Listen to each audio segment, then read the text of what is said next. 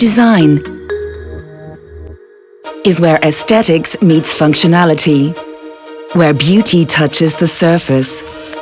It is art making itself useful, touching the heart all the while.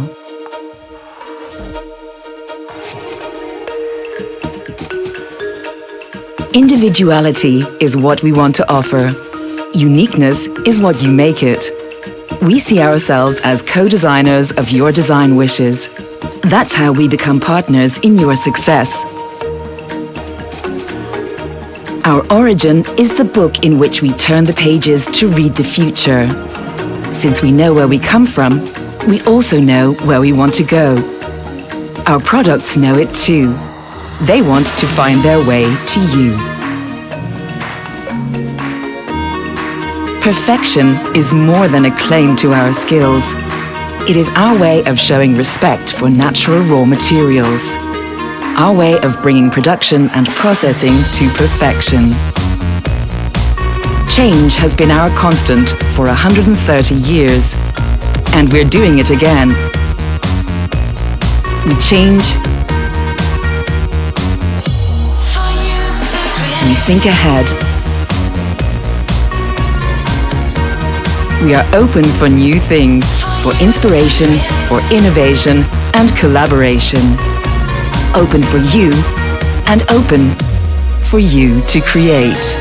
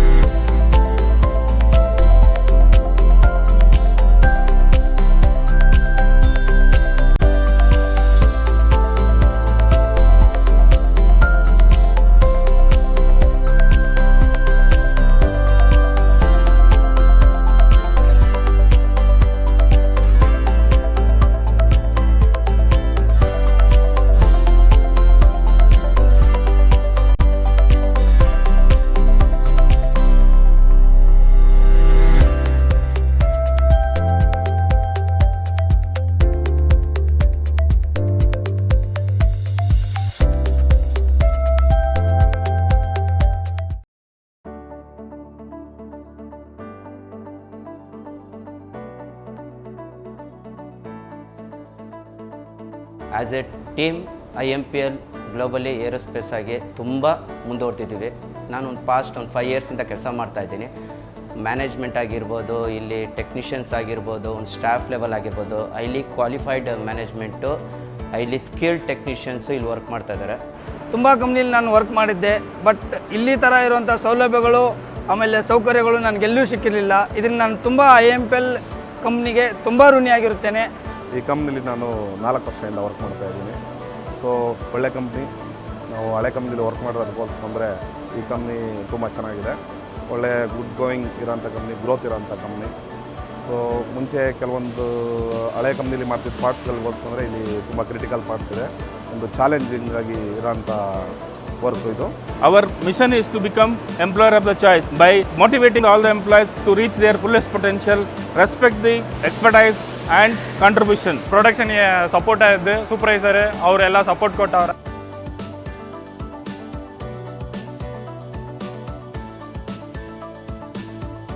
Because of Rolls-Royce production system, we have improved our business performance on all the area like safety, quality, cost, delivery and the people areas with best performance. ನಾನು ಈ ಕಂಪ್ನಿಗೆ ಬಂದಾಗ fresher ಆಗಿ ಬಂದೆ. Full ಎಲ್ಲ company training ಆಗಿರ್ಬೋದು, ಅವ್ರನ್ನ ಇಲ್ಲೇ ಕರೆಸಿ ಪ್ರತಿಯೊಬ್ಬರಿಗೂ ಟ್ರೈನಿಂಗ್ ಮಾಡಿ ಮತ್ತು ಅವ್ರಿಗೆ ಸರ್ಟಿಫೈಡ್ ಮಾಡಿ ಮತ್ತು ಆನ್ ಜಾಬ್ ವರ್ಕ್ ಜೊತೆ ಟ್ರೈನಿಂಗ್ ಮಾಡಿಸಿ ಸರ್ಟಿಫಿಕೇಟ್ ಮಾಡಿದ್ದಾರೆ. ಟೀಮ್ ಅಂತ ಬಂತಂದರೆ ಇಯರ್ಲಿ CSR ಆ್ಯಕ್ಟಿವಿಟೀಸ್ ನಡೀತಾ ಇದೆ ಕಂಪ್ನಿಲಿ.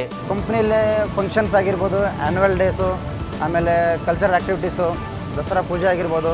ವೀಕ್ಲಿ ಒನ್ಸು ಫ್ರೈಡೇ ಸ್ಕೂಲ್ ಮಕ್ಕಳನ್ನೆಲ್ಲ ಕರ್ಕೊಬಂದು ನಾವು IMPLಲ್ಲಿ ನಮ್ಮ ಪ್ರೋಸೆಸ್ ಬಗ್ಗೆ ಆಗಲಿ, ನಮ್ಮ ಕಲ್ಚರ್ ಬಗ್ಗೆ ಆಗಲಿ ಒಂದು ಪ್ರೆಸೆಂಟೇಷನ್ ಕೊಡ್ತಾ ಇದ್ದೀವಿ. Is one of the best. HR team ನಮ್ಮ ಜೊತೆಗೆ ಚೆನ್ನಾಗಿ ಹೊಂದ್ಕೊಂಡಿದ್ದಾರೆ. ಸೊ ಎಲ್ಲರೂ ಖುಷಿಯಾಗಿದ್ದೀವಿ. ನಮಗೆಲ್ಲ ಸಪೋರ್ಟ್ ಸಿಗುತ್ತೆ, ಚೆನ್ನಾಗಿ ಮಾಡ್ತಾಯಿದ್ದೀವಿ. ಕಂಪ್ನಿ ಗ್ರೋತು ತುಂಬ ಚೆನ್ನಾಗಿದೆ ನಮಗೆ. ಮತ್ತು ಫೆಸಿಲಿಟೀಸ್ ಅಂತ ಬಂದರೆ ನಮಗೆ ಕ್ಯಾಂಟೀನ್ ಫೆಸಿಲಿಟೀಸು, ಕ್ಯಾಬ್ ಫೆಸಿಲಿಟೀಸು ಎಲ್ಲ ಕೊಟ್ಟಿದೆ ಕಂಪ್ನಿ. ಸೊ ಅದರಿಂದ ನಮಗೆ ಒಂದು ಒಳ್ಳೆ ಆಪರ್ಚುನಿಟಿ ಕೊಟ್ಟು ನಡೆಸ್ಕೊಂಡು ಹೋಗ್ತಾಯಿದೆ. ಇದರಿಂದ ನಮ್ಮ ಫ್ಯಾಮಿಲಿ ಎಲ್ಲ ಚೆನ್ನಾಗಿದ್ದೀವಿ. We have A great vision. IMPL ಇದರಲ್ಲೇ ಹೇಳಿದ್ರೆ excellence in all we do. We will keep up hour good work.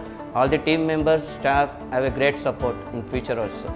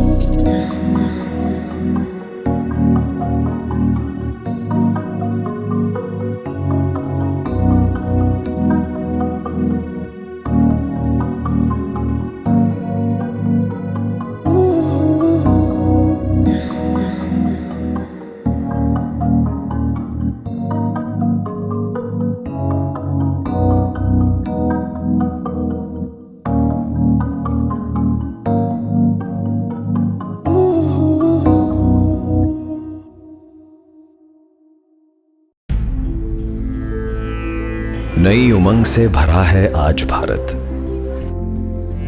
लिखने चले हैं हम सफलता की नई इबारत। बदले देश का नक्शा, नया रूप सवारे, बेजोड़ परिश्रम से चमके कल के उजाले।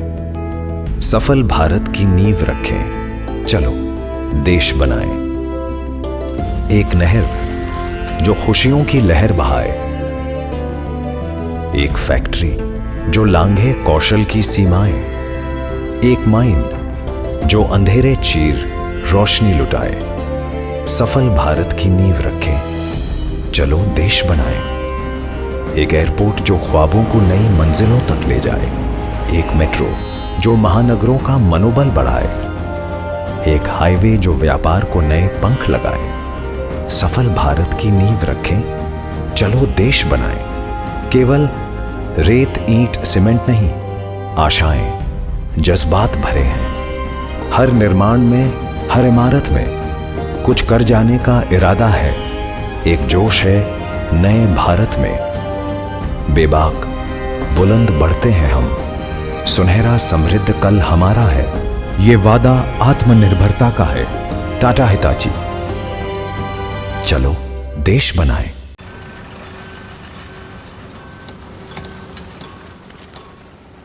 जब मैं बड़ा होऊंगा ना छोटी, सीधी सड़क बनाऊंगा खेत से मंडी तक, ताकि फल और फूल फटाफट बिक जाए।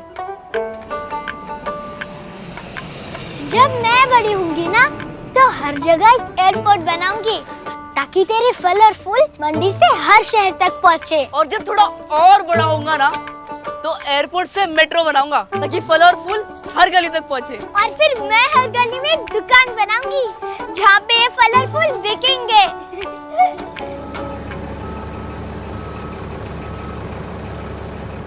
इसका मतलब जब बड़े होंगे तो हम देश बनाएंगे। पापा तुम जब बड़े होगे सो होगे, पर अभी तुम्हारे पापा देश बना रहे हैं। और मैं ही नहीं, किशन चाचू जो मशीन चला रहे हैं, वो सब जिन्होंने मशीनें बनाई, जिन्होंने मशीनें बेची, जो मशीनों की देखभाल करते हैं, वो सब, हम सब कर्तव्य निभा रहे हैं। कल तुम भी निभाओगे। जैसी सोच वैसा देश, और जब सोच कर्तव्य बनती है तो देश बनता भी है और बढ़ता भी है। आओ कर्तव्य निभाएं, चलो देश बनाएं।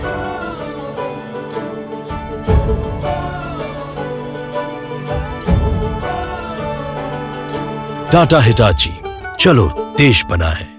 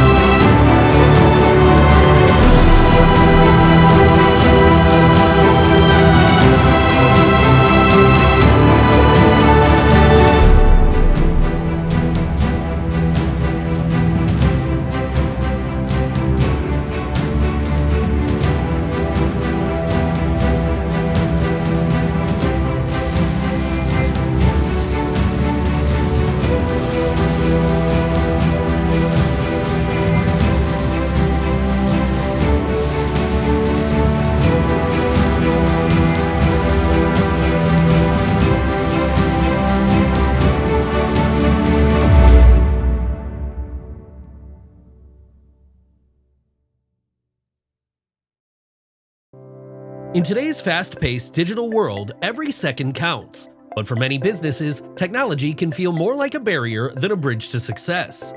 From outdated infrastructure to cybersecurity risks and software that just doesn't integrate, these challenges slow down productivity, drain resources, and leave businesses vulnerable. That's where we come in. With 15 years of experience, offices in the US and India, and certifications in ISO 9001 and 27001, KNS Technologies specializes in digital transformation for clients across the US, Europe, Southeast Asia, and India. Whether you're worried about data security, frustrated by downtime, or struggling to stay competitive with the latest technology, you don't have to face these challenges alone. We are more than an IT consulting team. We're your strategic partners in driving business growth, helping you unlock the full potential of technology. We can help you streamline operations with sales and service automation, reduce CapEx with seamless cloud migration, build analytics using advanced AI features of Databricks, and develop custom web and mobile applications to meet your unique business needs. Our certified, globally trusted team transforms IT challenges into opportunities, making technology work for you anytime, anywhere. Discover what KNS Technologies can do for your business. Contact us today to start your digital transformation.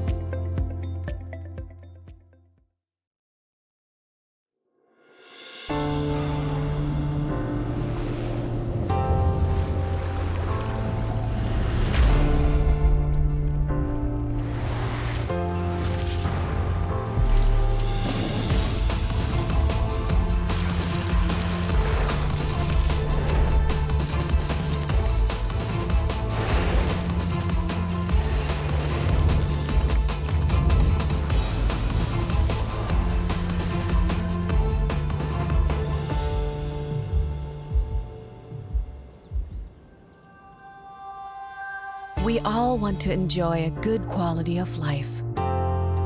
Quality of life means tasty and safe food. Food brings us together.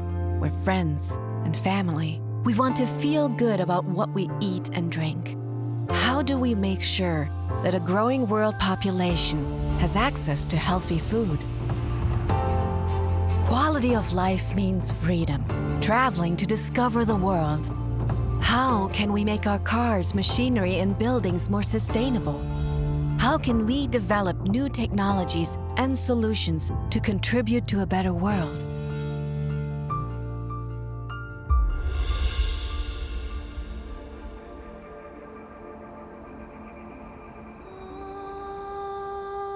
This is Buhler. This is what drives us every day.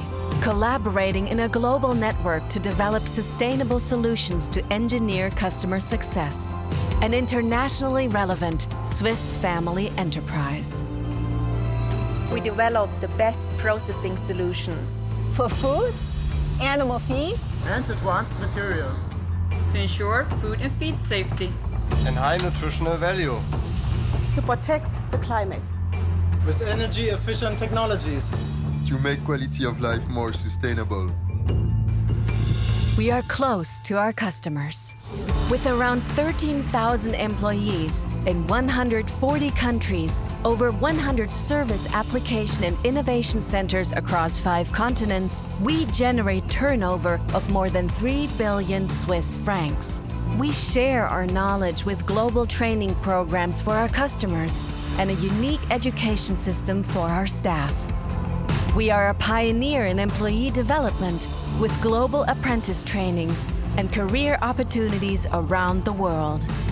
We are fully dedicated to top quality based on Swiss standards in all our production sites.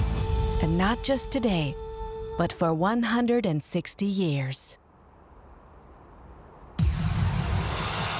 Throughout each day, billions of people come into contact with products produced on Buhler technologies.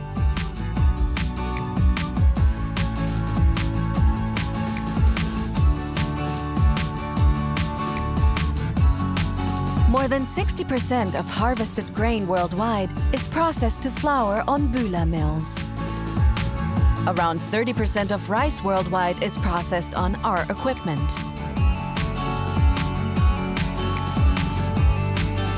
Some 60% of all wafers are produced on Buhler solutions. And about 25% of all engine blocks worldwide are made on Buhler die casting machines. With this global relevance comes responsibility. Mobility, food, and feed production contribute to climate change and environmental issues. Increased obesity and malnutrition are demanding answers.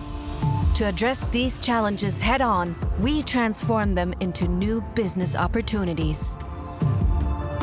We innovate. Innovation is in the DNA of our company.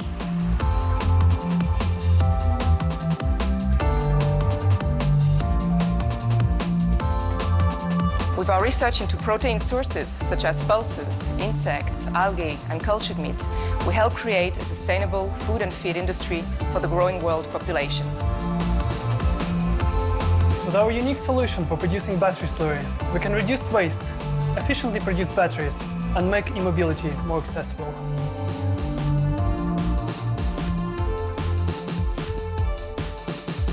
We create tomorrow together with our customers and our scientific and technology partners. Together, we live collaborative innovation in a global network of partners. We have committed to reducing energy, water, and waste in the value chains of our customers by 50%. We live in accelerating times. Never before has change been so rapid and disruptive. Digitalization and the Internet of Things are transforming our world and our industries, and the pace of change is still accelerating. The business and environmental challenges we all face are immense, but so are the opportunities. Let's create tomorrow with successful and truly sustainable businesses. Together.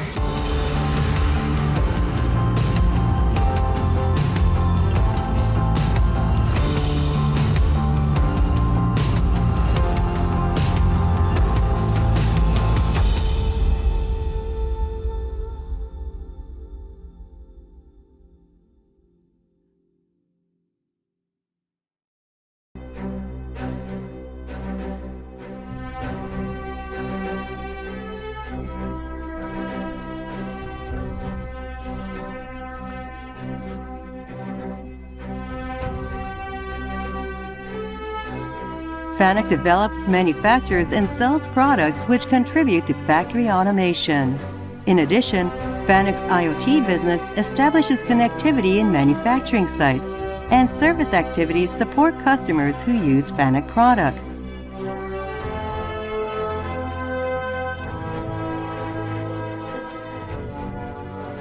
The FA product lineup includes CNCs, servo motors, and servo amplifiers.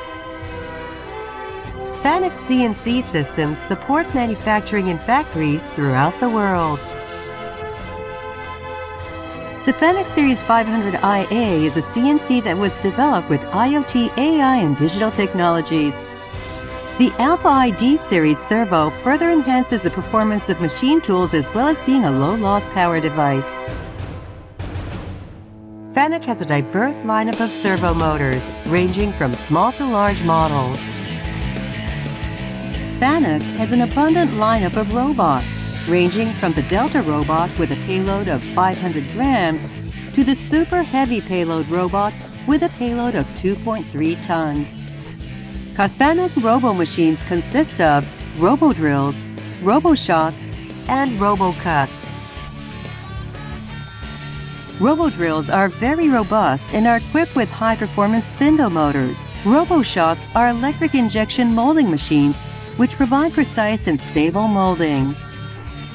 Robo-cuts are wire electrical discharge machines for exceedingly accurate machining of molds. The new Field System Basic Package is delivered to users as an all-in-one box. The fundamental package required for using data is pre-installed. A dashboard application is installed in the Field System Basic Package. This can be used immediately, after which they are repaired to be revived once again. FANUC products are capital goods. By providing maintenance and repair services as long as our customers continue to use our products, FANUC aims to minimize downtime in factories throughout the world. With the globalization of our customer base, the number of service locations has increased throughout the world, and currently there are more than 270 service sites serving customers in over 100 countries. The FANUC Academy offers training of the most advanced technologies and latest FANUC products to customers. Courses on FA, robot, robo-machine, and IoT can be selected from 3 styles: a live seminar, an on-demand seminar, and classes at the Academy. FANUC will continue to develop excellent and reliable products to the world's manufacturing industry.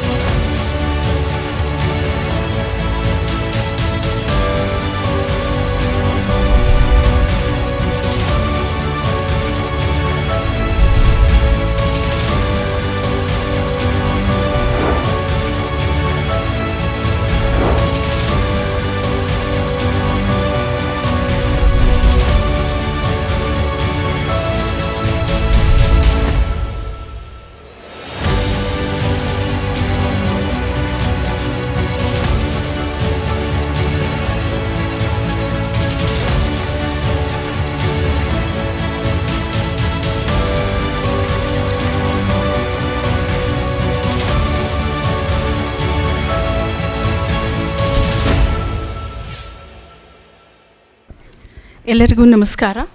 A very good morning to all the distinguished delegates present here. On behalf of BCIC, we welcome you all for the post-budget analysis, the much awaited interactive session. I am Roopa, Assistant Secretary General at BCIC. This session is organized under the aegis of the Direct Taxes Expert Committee. The Chamber acknowledges the support of today's distinguished speakers, Mr. Kamal Bali from Volvo India, Mr. Samir Agarwal, and Mr. Siddharth Pai for kindly accepting our invitation to discuss and dissect the budget. Welcome, sir, for the interactive session. Thank you very much.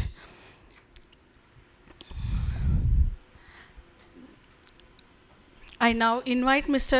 Prashant Gokhale, our Senior Vice President, on the stage, please. Welcome, sir. Welcome, sir. Please. I invite Mr. K.R. Sekar, who is the Chairman of our Direct Taxes Expert Committee, on the stage. Mentor, please. Sorry.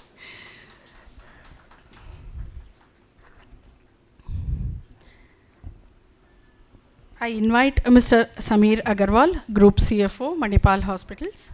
Welcome, sir. I invite Mr. Siddharth Pai, Founding Partner, CFO, and ESG Officer at 314 Capital. I invite Mr. Sunil Dhareshwar, Chairman of the Direct Taxes Expert Committee. I invite Mr. K. Ravi, our Vice President of the Chamber. And I invite Mr. Sriram Rangnathan, who is the Co-Chair of the Direct Tax Expert Committee.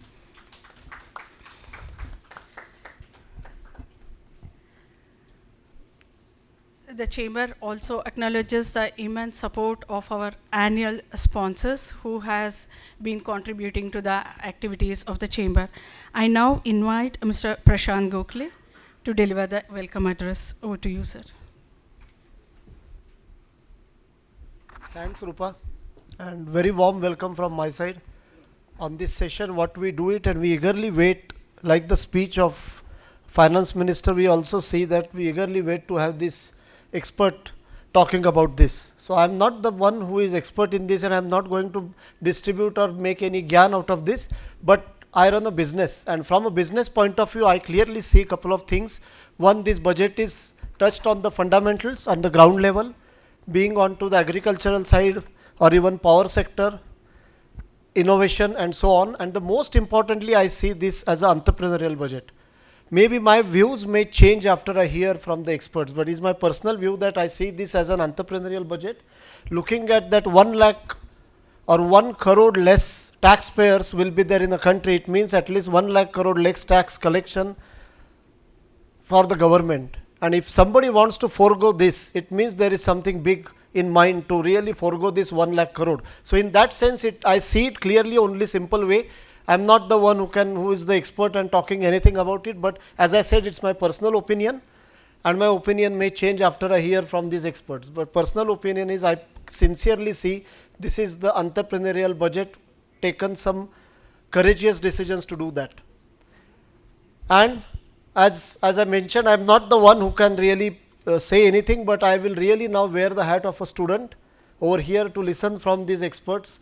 Sekar, Mr. Agarwal, Mr. Pai and Kamal will also join, because these expertise are important for us to see that what has gone into the budget and how do we see that for all of us in terms of the industry growth and mainly for the chamber to come forward in the next 1 year. So again, thank you very much for joining us, and then we are really eager to listen from you, and this all of us are wearing a student's hat now. Thank you very much. Thank you, sir. And I also acknowledge the presence of our Secretary General, Colonel Harish, and our past presidents and the leaders of various expert committees who are part of this session. I now invite Mr. K.R. Sekar to address and give an overview of the budget, sir. Over to you, sir. A warm welcome to you all for the budget analysis hosted by Bangalore Chamber of Industry and Commerce. I was just a little bit nostalgic today morning when I went through the preparation. I think I have been associated with BCIC from 1997 onwards. And this budget analysis, people say Moraji Desai presented 10 budgets, Nirmala Sitharaman presented 8 budgets, but I should have the maximum record of doing a budget analysis for the last 14 years in BCIC. From 2010 onwards, I have been doing the budget analysis. I don't know if it's a Tina factor or the BCIC likes me, I do not know what it is. But thanks to Chamber for continuous trust on me on this budget analysis. More to come? Very good. There is a lot of expectations on the budget. In India, the one thing that, as Prashant was humble enough to say that he doesn't know much, he's a student. But on the budget day, nobody accepts he's a student. Everybody becomes an armchair economist. Everybody becomes an intellectual to the core. And everybody starts analyzing fiscal deficit to the current deficit to the revenue deficit. And still after so many years of experience, I'm still unable to understand how you can 4.8% fiscal deficits. There's so much of economics are there, but for a change, and thanks to the media, which is today all over the world, everybody becomes an expert on everything, including income tax, which is my domain area. And that poses a challenge for us, because within the 3 hours of the budget, people ask Sekar, what will be the income from house property? How will you take it? Is 2 out of 3 or 3 out of 3 or 2 out of 2? So there's a lot of media interactions and media iterations are coming up. And budget was preceded by an economic survey. Every year the budget was preceded. This year also it was preceded by an economic survey. And from the economic survey, I pick up only 3 points that is relevant from the overall budget analysis, why economic survey has done multiple. Thanks, Kamal. Welcome, Kamal. No problems. You can sit here, Kamal.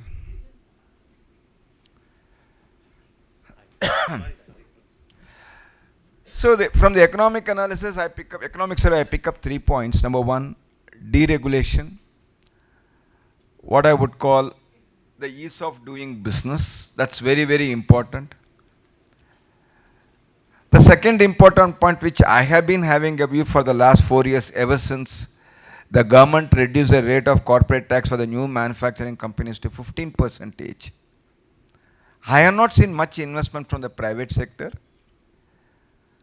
except some which came through the PLI in electronics and other healthcare devices manufacturing, but I didn't see a big push in the manufacturing, despite the rate of tax was reduced to 15%.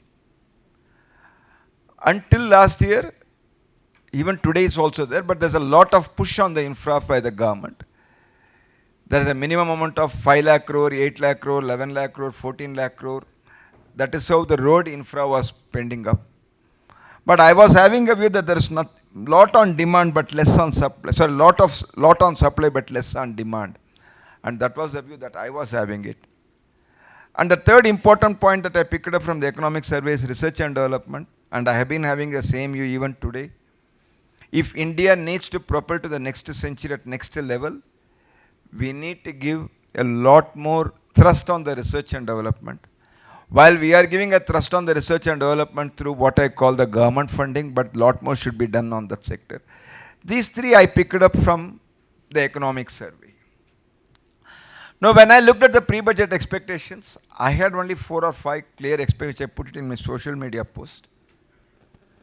While economic survey predicted 6%, 6.5% GDP growth, but I will always say that India should aim to 8 to 9% growth, because a country of size like India, 5% is automatic due to the huge consumption that we are doing it. There cannot be any negotiation of a growth of 8 to 9%. That's number 1. 2, certainly middle class people, personal income tax should be given a benefit. The third expectation I had was inviting the private sector to invest more and do the manufacturing more, because if you look at the GDP growth of India in the last 3 years, Service sectors and the e-commerce companies have contributed significantly to the GDP growth, less than the manufacturing. Fourth, MSMEs, which is a very, very critical component of Indian economy, because it is MSMEs who does a lot of employment generation, and if unemployment problem need to be solved, and if employment generation to be addressed, it's MSMEs who should be given the primary encouragement. And the last point is on the agricultural production, not on the agricultural backbone. I want to look on agricultural production. I had these 5 expectations on the budget. But in my view, this budget exceeded my expectations. I am not an economist or anything, but as a common man, I put these 5 points. And if I analyze these 5 points with what finance minister has done, I would like to say the budget has exceeded my expectation on those 5 points where it is put. This is the first time where I am seeing a budget has touched all the segments of a society.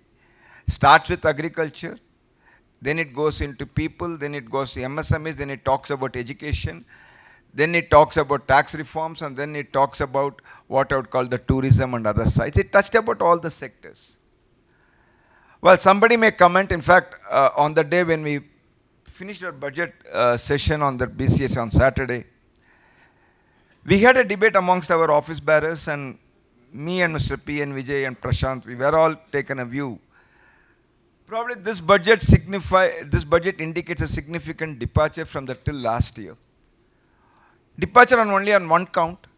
Till last year, the entire budget was focused on infra spending, particularly the road sector, airports. That's focused on infra spending because the government thought was that by pushing up the infra, automatically everything would get generated. That was a presumption. Might be right. But things did not prove to be right as was indicated by the government, because our demand was sluggish. Economy was not growing to the extent what we supposed to grow. Third, no big projects in manufacturing, barring one big, huge semiconductor manufacturing coming up in Assam. Of course, they also got benefited in the current bill through a taxation policy, which I'll come a little bit later. But I didn't see a huge project of mega projects. And therefore, we coined the phrase, and fortunately, I do not know if Nirmala Sitharaman heard what we said, but Nirmala Sitharaman gave a press conference, whatever the words that we have used is coming in that words present. You can be happy about it. In NDTV, the Nirmala Sitharaman's interview exactly coined, is similar to our words. We said, this budget signifies, this budget is a significant departure from the last year budget, because this budget is driven towards a consumption rather than towards a capex.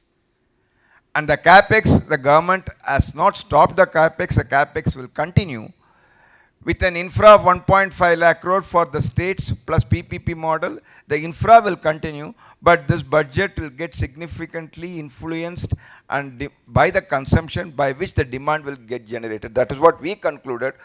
Fortunately, Madam has also accepted the same position in her interview to NDTV. So therefore, the first deviation for this current year budget is that it is not a infra push budget, but a consumption oriented budget where it pushes the people to spend more and create a demand. Now, having said that, let me take the 3 or 4 important points which is not talked much in the budget, which is talked in the budget but it's not talked outside. So let me take the first one about agriculture. Well, there are a lot of things on agriculture. I would like to take only 3 important points. Number 1, a urea plant in Assam. A very, very important one, it was missed out. Having an urea plant in Assam, it helps the entire eastern and the northeastern belt. I don't want to get into politics of why Assam, why not West Bengal. That is for others people to battle it out. I am just telling what is print in the budget. A urea plant in Assam, very good move.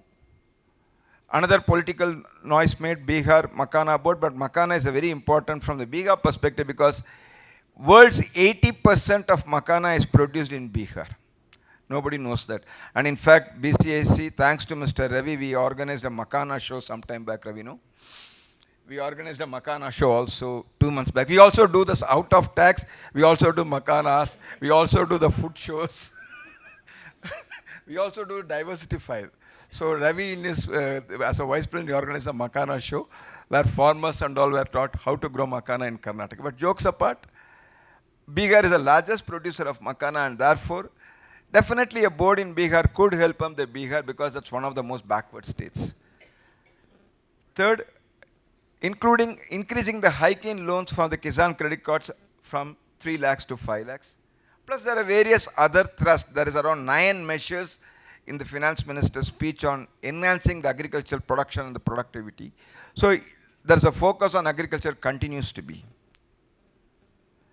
The next important announcement, which was just come as a line, but it is missed out.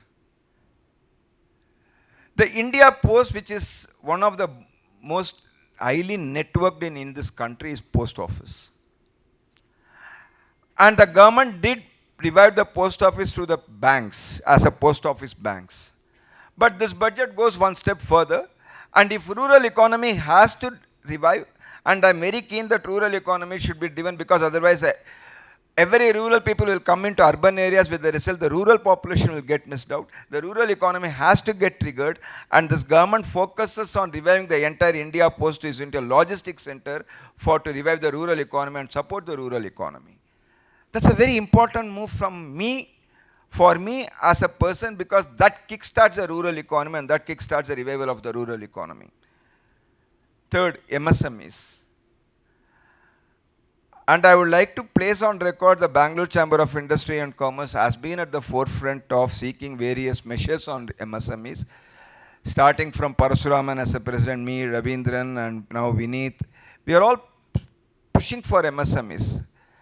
The 3 important announcements that is made by government has got a far-reaching impact. Number 1, increasing the investment and the sales for the MSMEs. Micro enterprises moving from 1 crore to 2.5 crore investment, and sales 5 crore to 10 crore. Small enterprises from 10 crore to 25 crore in investment and 50 crore to 100 crore in sales.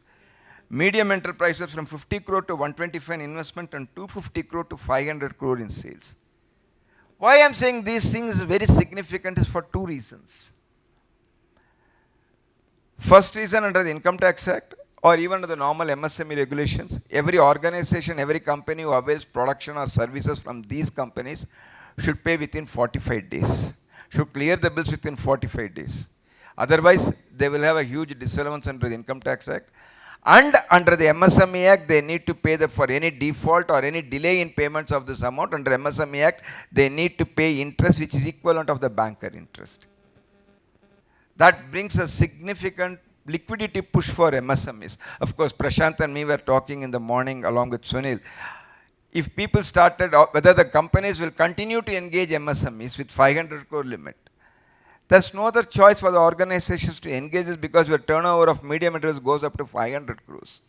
You have no other choice other than to engage any organization. Therefore, it gives a big liquid push for the MSME. Second, I was speaking with one of the chairman and managing director of a big nationalized bank in the call, asking him what will be the impact for the budget for his banks. It's one of the top-notch nationalized banks based in Mumbai. He was saying only one thing, Sekar, with the MSMEs revised, definitely with the MSMEs revised approach, we see a lot of credit going from our banks to MSMEs. Because the revised guarantee limit that has been enhanced, we see a lot more credit that will go from banks to MSMEs. We see a lot of revival of MSMEs. And one most important measure that was done in MSMEs was that the micro enterprises will get automatic credit card up to 5 lakhs for those companies, micro which are registered in Udayam portal. So the MSMEs have got a big push, with the result, in addition to that, there are national manufacturing mission, which I would request Kamal Bali to explain in his panel session. The national manufacturing mission and pushing MSME for exports, and the focus on few industries which is meant for MSMEs like leather, garments, textiles. All those things will push MSMEs into the growth. Why I am very keen on MSMEs growth is only one reason. MSMEs are the one that creates more employment than anybody else. And we need strong MSMEs to push the employment generation, the survival of the economy. The other important point is, which of course Mr. Siddharth Pai will touch in his panel discussion, fund for startups, where the new fund has been set up for growth of MSMEs at 10,000 crore. And also startups are also being given some credit loans through the MSME route. Few policy measures which are most welcome in my view. National Geospatial Mission. And in my view, if this gets implemented, this will herald a big one, because 3 or 4 weeks back, I was talking to one of the senior ministry officials in my personal capacity, not on BCIC, not on Deloitte. Since I know him very well, I was talking to him. He has only one point, Sekar, how do you think we should push the industrialization in this country? I said only 2 factors. Factor number 1, most state governments has got a land. Every state government who wants to give a land, they'll give a land outside the area where the logistics cost itself is very high.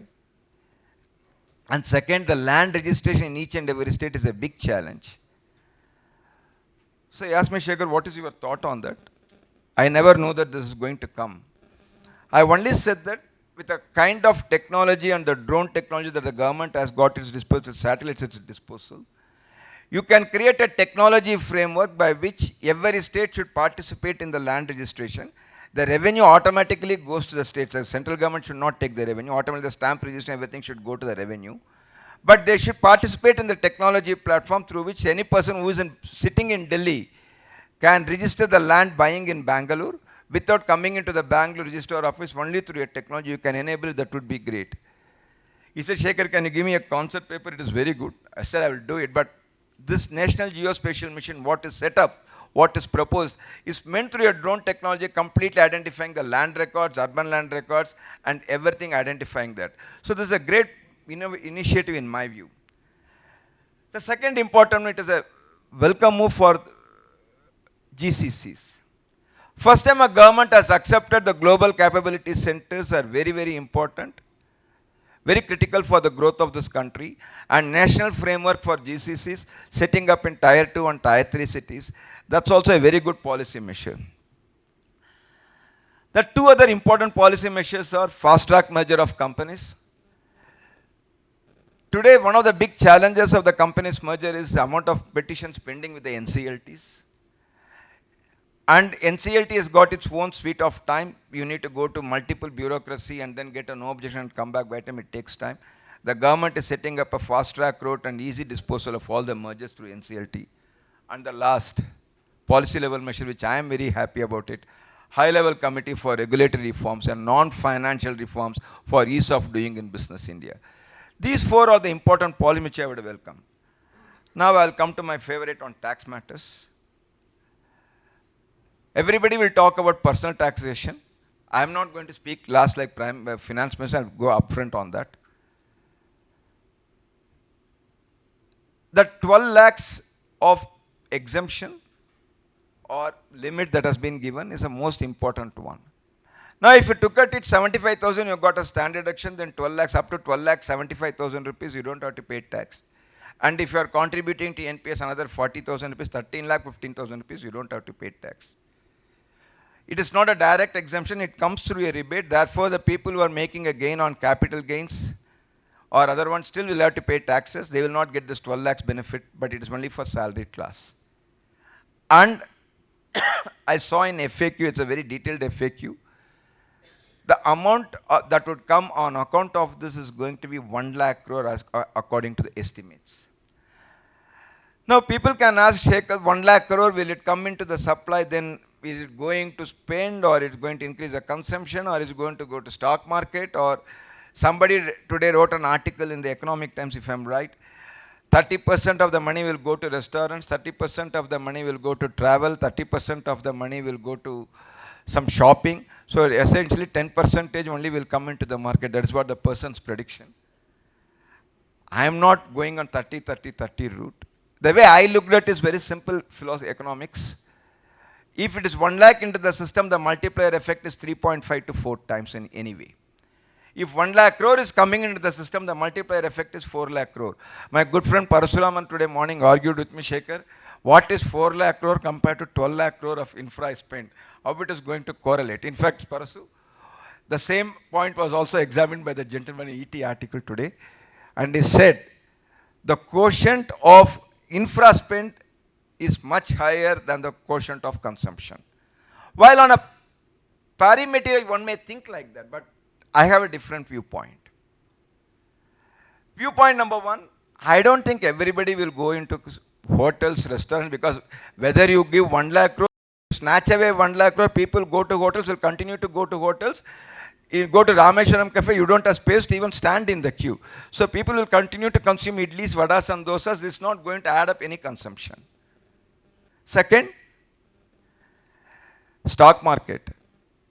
The people who are getting benefited is a lower rung of the people, not the higher rung of the people. So to that extent, this, in my view, it will go into consumption. Whether I consume leather goods, whether I consume a branded goods or branded watch, ultimately it will increase the production. It has to get somewhere else in the system. And with the kind of the measures that is given for boosting in the manufacturing, MSMEs and other sectors, I am sure this will stir up the demand. But one thing I would like to say that the madam has said that in the speech that we are not going to stop the infra spending. We will continue the infra spending. The allocation will continue, except last year the allocation is down by around 3% in the infra spending for various reasons. With the continuous infra spending, with this continuous consumption, definitely I believe it's good for the economy.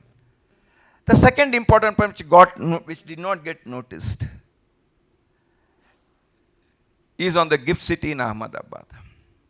While the government said that they are going to push the national GCC framework, IFS is, in fact, Bangalore Chamber has got a seminar on 10th on listing of stock exchanges in the gift city.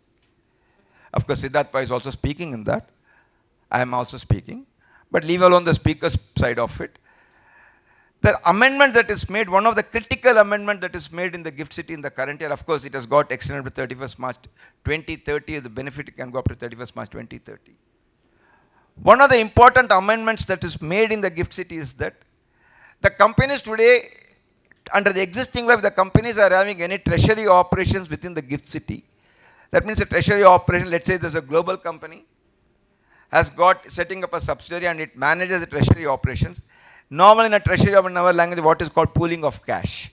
There are multiple companies, one company has got a surplus of cash, one company has got a deficit of cash. It will get pooled and get distributed.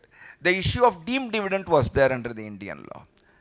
First time under the IFSC Gift City, the amendment has made by which if any of the companies has got a subsidiary in Gift City and they manage the treasury operations out of it, there is no concept of deemed dividend if the parent company is listed in the stock exchange in India or outside India. Unlike other provisions of a deemed dividend where it says that exemption of given only to those companies which are listed in stock exchange in India.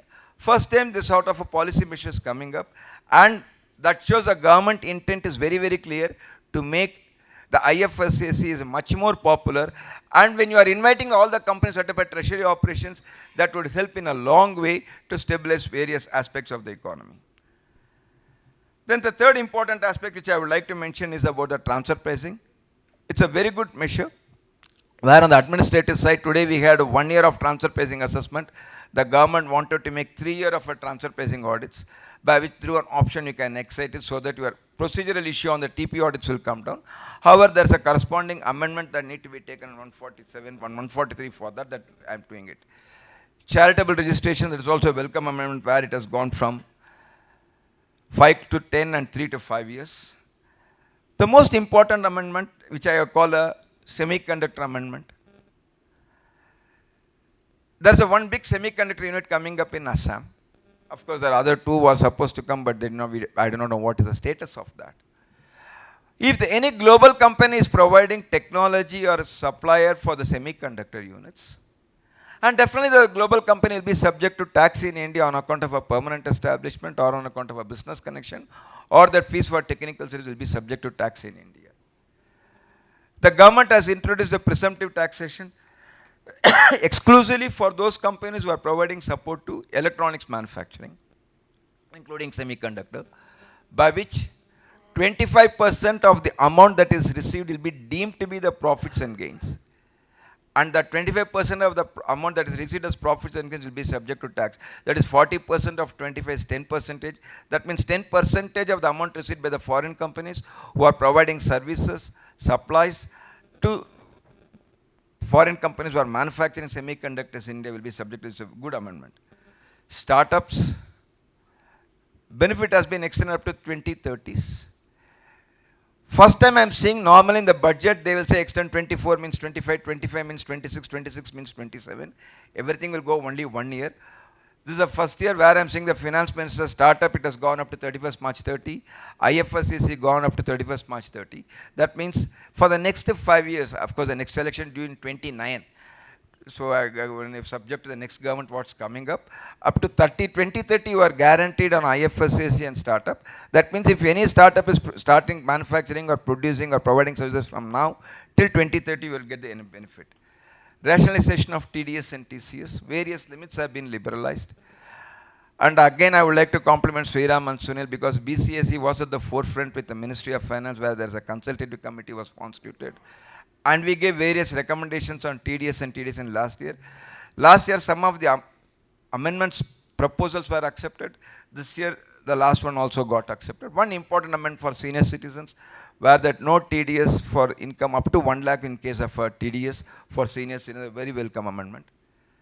There is one amendment which people believe is not good, but to my mind I am not much worried because it's an industry issue. Under the present law, business losses can be carried for a period of 8 years and unobserved depreciation can be carried for indefinite period.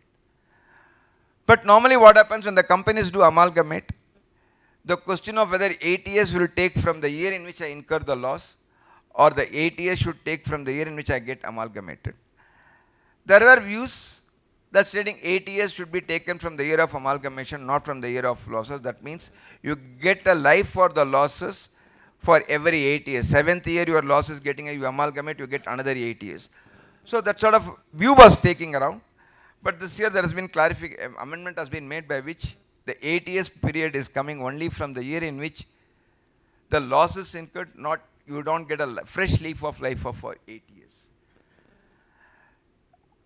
One can say question the amendment, but to my mind if a company cannot make profits for 8 years after the losses, that company should not even cease to exist in my view.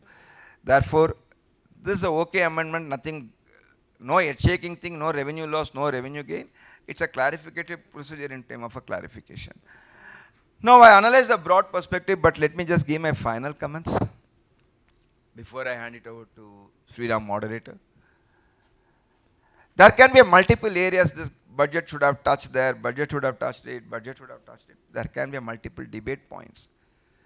But going by the construct in which the budget has happened, it has touched all the areas.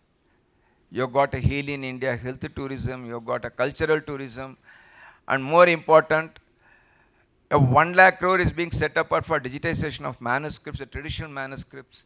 So much of policy measures, so much of welcome measures. And with the kind of thrust the government is giving on this, it's time for private sector, instead of crying foul about amendments, come forward. Don't keep on distributing dividend and buyback, except if you are a listed company.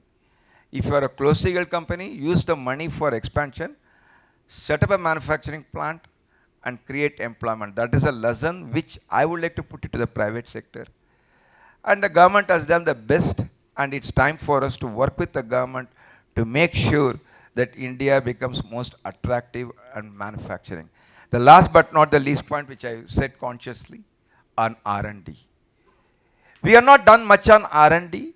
In my view, that is one area where the government should give a thrust on R&D, because R&D creates more employment and it also reverses the brain drain and it also stops the brain drain. With these comments, thank you so much. Thanks to BCIC. I now invite Mr. Sriram Ranganathan, the co-chair of Direct Access Expert Committee, to take it over from here. Over to you, sir. Thanks, Roopa, and good morning, everyone. So, people talk about law of diminishing marginal utility. 14th year, we didn't see any diminishing value, Sekar. The value is only increasing in the way you've been presenting the budget analysis. In fact, I was asking Sekar that, the budget itself lasted 1 hour 15 minutes and we are doing a session for 3 hours, right? Is it something that And this is a budget where, I don't know, after how many years, there are no retrospective amendments, there are no surprises in the memoranda of, memoranda document or in the act itself. So do we really need 3 hours to do the budget? But Sekhar's analysis of the budget almost, reduced pressure on us because, we got 1 hour before Bala's expected to join. So, before I start this panel discussion, I just want to introduce the panel. Of course, the panel needs no introduction. We are joined by Mr. Kamal Bali, President and MD, Volvo India. Mr. Samir Agarwal, Group CFO, Manipal Hospitals. Mr. Siddharth Pai, Founding Partner, CFO, ESG Officer, 3144 Capital. And Sekar, you don't need introduction in BCIC or in Bangalore. I mean, I'm sure I should say India. So, thank you everyone for taking your time out on a Monday morning. I'm sure it took me 2 hours to reach. I'm sure it would have taken you enough time to reach this place, right? And thanks for taking that time out. Next time we'll do it. It's a question of who's going to spend 2 hours, Sekar. Someone has to spend those 2 hours on the road, yeah. So, I'll start with Mr. Kamal Bali, sir. This budget, if you can have your opening remarks before we get into specific questions. Yeah, okay. Let me start with, so first of all, thank you, Sekar, Sriram, for having me on this panel with some exciting young guys here. Yeah. So let me start with what are the compelling objectives for India, or what are the compelling challenges for India? I think we should see the budget in that perspective. I think number one is that we need to grow. I think the most important challenge is we need to grow at 8% plus on a sustained level, because we have to lift millions out of poverty, and unless we create that wealth, we cannot. And we need to take our per capita income from 2,700 to 18,000-20,000 as per Viksit Bharat numbers, what has been done. So I think the first and foremost is growth. So I think that's one. The second is this growth has to be inclusive. It can't be skewed towards one section of society or one domain of economy. It has to be spread. It has to touch everyone, whether it is MSMEs, agriculture, whether it is startups, whether it is manufacturing, services, tourism. Every sector of economy and society has to be touched. So that's the second. The third is that private sector should drive this growth. Why I am saying so? It's very important, because government can only do that much. It can't do it on a sustained basis. It can't spur economy by spending every time. They can only spur economy by good policy and regulatory directions. That's all. That's all they should do, and they should build infrastructure for the country, spend on social sector. As far as the real economy is concerned, private sector should do it. So I think that's where manufacturing comes in a big way, because the services is already doing well. And the fourth is capital formation, which is very, very important for the long-term growth, for a sustained growth of the country. So if I were to look at these four very important elements, I think the government has done, this budget has done very, very well on all of these. And I think Sekar has already talked about it. I don't need to go into details or the proof points of why I'm saying so. So I think they have done exceedingly well. But to the question, let me stop here. Sure. Let me stop here. Probably on manufacturing I can come a little bit. I want to talk a little bit more in detail. But I think somewhere I really want to say on manufacturing, yes and no.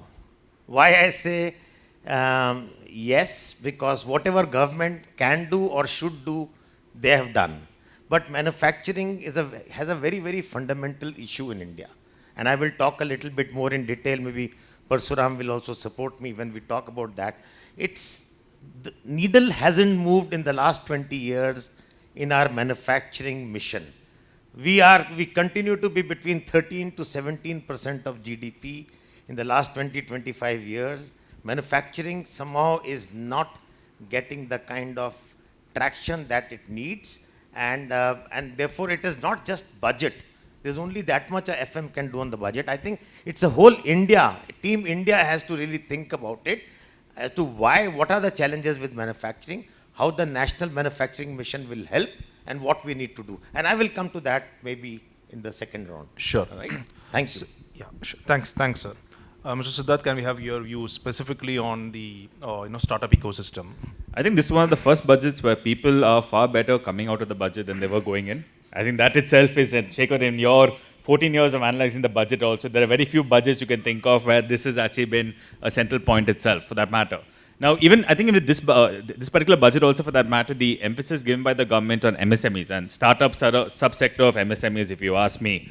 Startup founders are fantastic when it comes to building product, absolutely horrible when it comes to running a company, for that matter. Many of them, the arguments I've had with companies, with founders about the fact that TDS has to be deducted on your income, etc., just goes into, will end up actually making for very, very fun stories.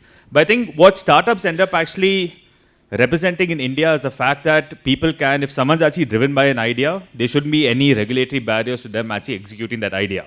I think in India, for that matter, a number of entrepreneurs today are so burdened by, I would say, the issues that have happened in the past, that it's very, very hard for them to end up actually building businesses, which is why over the last few years, a number of startups have actually moved out of the country, moved overseas. In fact, if you look at the 114 unicorns that were present in India in the year 2021-22, more than 60 of them were actually domiciled overseas. If you looked at your Zepto was a foreign company, Freshworks was a foreign company, a number of these guys were actually foreign companies. Many of them are now moving back to India for a variety of reasons. One is our stock market's actually performing phenomenally well. Number two, if they were to IPO in the US, they would get almost zero attention for that matter, so it's impossible for them to end up marketing their stocks. Three is, I think, as you see Pillar 1, Pillar 2, and the tax changes happen, having your headquarters closer to your operating geography does end up having strategic advantage to you as well. That's why with regard to these startups also, as of now, I think what the budget has actually done is twofold. One is they have actually given capital support, which I think is integral. Less than 15% of the capital being raised by Indian startups comes from rupee sources. All the capital that we end up actually raising come from foreign funds, for that matter. If you look at it, so every time there's something that, especially now in the US, where Trump has made it very apparent that he wants people to start investing into the US, we'll see a lot more money getting pulled out of Asia, a lot more money getting pulled out of India, a lot more money actually going there. This is where we need domestic rupee capital to end up actually being built up, and the 10,000 crore funder funds is actually a fantastic way of doing it. The beauty of the funder funds is the funder funds acts as a nucleus around which capital ends up actually getting formed. It's not the government deciding I will fund startup A, startup B, startup C. The government ends up actually giving money to professional investors. They end up actually go into raising at least 3 times the amount from private sources, and that ends up actually being invested.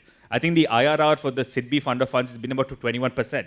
21% is actually higher than what we've seen get in the stock market over the last 10 years itself, showing that the private sector can end up actually delivering these kind of returns. I think on startups, so one part, if you ask me, that was missed out, and I'll speak more about it, is the fact that the tax benefits have been extended all the way to 31st of March 2030, but the friction in obtaining those tax benefits hasn't actually been addressed. And maybe I'd love to actually speak about that a little later, but I think startups overall, we have actually seen the capital support that's been needed.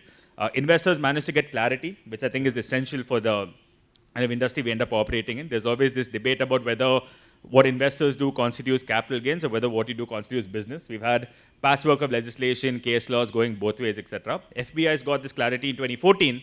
I think after 11 years, we've actually as an industry got in. It's been delayed. It has not been denied, which I think is a fantastic move for the industry. So I'll go into some of these details during the rest of the course of the presentation. Sure. Thanks, Prashant. Samir, can we have your views?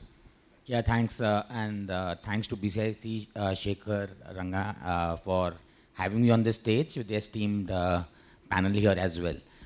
So I think Sekar presented the budget beautifully, touching upon everything, and I was just joking with him. He left health out, right? And having me on the panel made me feel a little isolated as to whether I was really required. But having said that, I think the one thing that I found, as my personal view, in the budget that was presented is the acceptance of many trends that happened, right? The first acceptance is that the GDP is slowing down. And that acceptance, sometimes what happens is a lot of policies get rolled out, a lot of money gets spent, but there is no acceptance of the trend that's the country is facing. So I think the first acceptance of the trend is the GDP growth is slowing down, the consumption has come down, urban consumption has dramatically come down. Siddharth will know better, but a lot of D2C companies, at least in the startup space, are facing almost extinction. You know, they are really struggling to survive, not getting enough valuation. So there was a genuine need to address that. Secondly, I think so the greatest acceptance that happened was the middle class, right? We always, as middle class and people who actually get salary, always used to feel left out as only funding for the growth but not getting anything in return. I think so she accepted that. 31% of the population in India today is middle class, which is equal to the US population, right? More than 400 million people in the middle class, and it is projected to grow to even 40%. So actually directly giving, it is like, you know, direct benefit transfer that the government has been doing for the poor through the Jan Dhan Yojana scheme is now directly given to the middle class. Now, whether that translates to higher savings, that translates to consumption, one needs to see. The hope is, as actually what Sekar alluded to, that there will be some consumption. Also hope that some of this money goes into their own health, right? Having a health insurance policy. We're just going through some data before coming to this, August audience. Is our GDP, our insurance premium to GDP is one of the lowest, especially on the non-life insurance. We are like 1% of GDP. The global average is 4%. So that's how low people are investing in their own cells. And hopefully this, the scheme that has come up of 100% FDI on insurance and the government's thing of getting everybody insured by 2047, which needs a lot of capital, is driven by some of the FDI insurance. Now it is to be seen whether there are enough partners, quality partners in India, the foreign insurance can sort of play. But it's a very welcome move. It will hopefully ensure that there is more access to health insurance policies across the country, which in effect brings very quality healthcare in the country. So these are, and another, there are a lot of things that she has accepted and she has worked upon, which everybody touched upon, whether it is the startup ecosystem or the health ecosystem. But another thing is indirect acknowledgement that a lot of capex in healthcare is coming through the private, because she mentioned about the PPP and Heal India initiatives, which will get medical tourism back. India is number 10th in medical tourism across the world, right? And gets around $8 to $9 billion. The roughly $100 billion of global medical tourism happens. So there is an acknowledgement of private healthcare, even though it is indirect. And we're just hoping to see more of these partnerships going ahead as we get quality healthcare to the people. So overall, if you ask me, yes, I think so she has touched upon all the sectors, including health. The pie of the pudding is how the execution happens, how the money gets deployed. But one certain disappointment would be healthcare still continues not to be a priority sector in this country. There was no mention on that. And secondly, the dip in spending on capex does create an impact, even though private sector needs to come forward, which will happen as the demand sort of picks up, basis the ROI that is done. The infrastructure, if he took 2 hours to come to, to this place, I took 2 hours to do 8 kilometers as well. So any downspend on infrastructure is going to make it impossible for us to work. So for foreign companies to come in, or even the GCCs to come in India. So that spend needs to keep having, because the current allocation is almost equal to the last year allocation. So I think so everything has to go together. There's a chicken and egg. And I think so government has to drive that. So rest I will touch upon healthcare as we get along. Yeah, thanks. Sure. Sekar, one thing has been acknowledged by this budget is the stress in consumption, and that's where more money is left in the hands of the salaried. But based on your experience, what you've seen over 3 decades, whenever such thing has been left in the hands, do you see that consumption really picking up? And what is, while there are multipliers of 3.5, but based on your experience, what do you think is the likely consumption increase, or will consumption increase at all through this? Okay, I'll just go back to my father's period and my period. Still my period continues, but still in future. In the early days, the Indian society was more towards savings. There's less of consumption. If people get additional 2,000 or 3,000 rupees, it will get locked up in FDs in the banks. You get an interest rate of 4% or 5% those days, and they're very happy about it. But today's generation is not about keeping money in FDs. I don't think if you ask the next gen boss, are you keeping the money in FDs? They say, I don't know where is FD, what is FD. But people like me in my generation, we still know FDs. So there's a shift in the economy from savings economy to a consumption economy. I was not happy 5 years, 7 years back when I used to think about it. We are shifting from savings to a debt economy. I was not happy about it because the debt economy will always lead to an imminent collapse. If you look at any collapse of any economy, it's only due to the debt. But the consumption should get triggered off.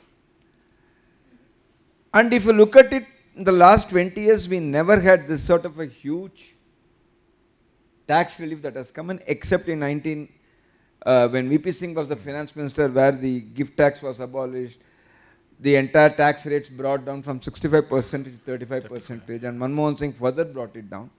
Barring that, I never seen such a reduction in the rate of tax. So to my mind, it will get kick off the consumption. Where it will get kicked off at this point of time, I am not certain. But even if it, assuming it goes to restaurants, it goes to buying watches or branded goods, it still kicks up the production. And therefore, at least, if a multiplier effect 3.5 to 4, even if we leave 1/3, the 2/3 should come up to the economy, and that is what I believe it's. Sure. So going back to you, Mr. Kamal, your views on national manufacturing. You did, hint upon the fact that there's a lot more needs to be done for manufacturing to really pick up the way that we would want. But if you can just touch upon your views on the new manufacturing mission that's been announced, and what do you expect out of it, and what further can we do to kickstart it? Thank you. But before that, I'll just touch upon a small point on capex. Just if we were to look at the budget numbers, Sekar, I think one thing very interesting which we've not talked, the effective capex spend as a percentage of total spend of the government, I think the quality is increased much more. If you look at in 2019, the effective spend of the overall expenditure of the government, only 19% was capex. Today it is now 28%, and in this budget it's going to be 31%. So which means 31% of almost 1/3 of the total spend of the government is going towards capex. Just to clarify that point, while these numbers might appear that okay, it's not grown too much from 10.2 to 11.2, but actually in terms of overall basket of government's spend, I think it's growing. So that's one. So coming to manufacturing, I think it's a very, very important point, and I request audience 5 minutes patience on understanding this topic a little bit more. Because why I talk about this is because successive governments, successive business leaders have tried to turn, everybody's talked about taking manufacturing to 25% of GDP, and this I have been hearing for last 25 years, all of us, including me. But needle hasn't moved. Manufacturing has always remained stuck between 13 to 17. It has not crossed 17, it has not gone below 13. So I think that's the situation, and why this? I think we, in India, from agriculture, we leapfrog to services sector, we missed this middle piece of manufacturing.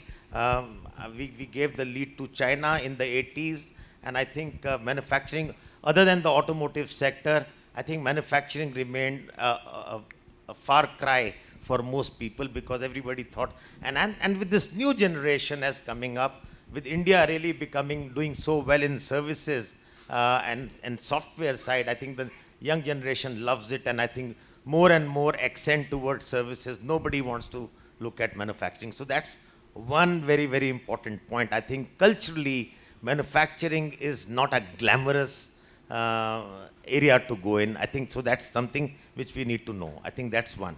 So why I'm talking about this, budget can't do much about some of these issues. Budget can only provide a policy direction or give some money to do certain things. So now what is required is a complete analysis of the reasons, and I think we have done that, and I think we believe we need to look at 3 pillars to really make manufacturing the powerhouse of growth in India. And this is possible, and if you look at all countries like Germany, Korea, it's manufacturing which have anchored these economies for 30, 40, 50 years. And manufacturing in some of these countries is as high as 30%, 25%. And I think that's something. So what we need to do, there are 3 pillars. Number one, the first pillar is the domestic ecosystem. We need to look at the domestic ecosystem, what ease of doing business, policy requirement. Here state government, central government, industry bodies, all of them have to work as Team India.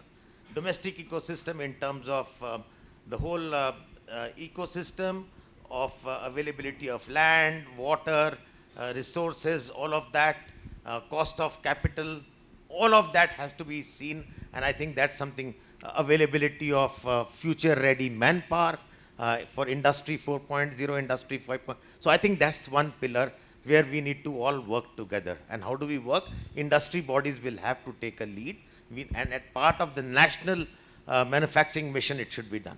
Number two, the middle piece is firm level competitiveness. Each company, MSME, will need to really come up to speed with latest technology. We need to train them. We need to augment their capabilities. We need to expand their capacities. We need to talk about sustainability, green tech, clean tech, all of that, and huge amount of R&D will need to come. So firm level competitiveness. How can we make our MSMEs and other companies globally competitive? That's the second piece. Without that, the third piece is the global ecosystem. So domestic ecosystem, firm level competitiveness, and the global ecosystem. Global ecosystem means we need to have the right foreign trade agreements, where this is basically the central government and industry bodies will have to play a role. We need to build brand India in terms of the moment you think about India, manufacturing in India, what do you think? Is it like China or is it like Germany? No, it is not like China, it is not like Germany, it is somewhere in between. Something of that kind we need to position about brand India as well. So very, very important, foreign trade agreements, brand India, reputation, things like that. So unless we do these three have to be part of the national manufacturing mission, and we need to really drive this whole story. Then only you will see, and then you have to get some anchor companies, and you have to buy them in. You have to invest in those anchor companies, like India has done already, like through the PLI schemes. You give them PLI because you need anchor companies around which your entire MSME ecosystem gets developed. Cluster approach we need to see. So we need to decide maybe 100 clusters in India which will become the center of excellence for manufacturing. And this has to be done on a mission mode. This can't be, and if we were to talk about budget doing something about it, budget cannot. Budget can only provide policy direction. Budget can provide you some funding. Budget can provide you, say, maybe, okay, in each cluster I will spend so much money. But budget has done the right things in giving monies to MSME, capital, capability to get loans. That's all right, is done. But that is not enough. That is one part of the quiz which I just talked about. There are a number of boxes to be ticked. So ladies and gentlemen, to my mind, I think national manufacturing mission will have to be driven by all of us together. You can't expect central government, state government to drive it, and most of the aspects will have to be driven by at the state level, and not the central will only set a policy guideline and some financial support. Everything else will have to come. So this has to be done like a mission mode, and then only I think things will happen. Of course, and finally, deregulate. I think many times many owners, many founders are so scared of making a mistake and going behind bars. So obviously, de-risking, making it much more friendly to be able to do manufacturing in India. So that's my 2 cents. I'm sorry I've taken a little longer, little off the budget topic, but I think that's the way, to my mind, manufacturing can happen. No, that's an excellent articulation of what we need to do to make it work. So the other point which I thought I'll take your views on, see, MSME is a very critical part of the entire manufacturing ecosystem, right? And if I look at this budget and even the previous one, there is a clear acknowledgement of the roles that MSMEs play, and the deduction being available only when the payment is made within the timeline, and now with the limits being increased. Do you think the government has done enough for the MSMEs in terms of, do you think the limits increase that's been proposed in this budget will really help take MSMEs to the next level?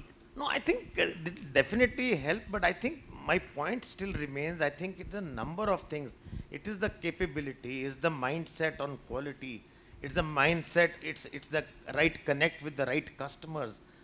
supplying to the right OEMs, tier 1, tier 2, tier 3.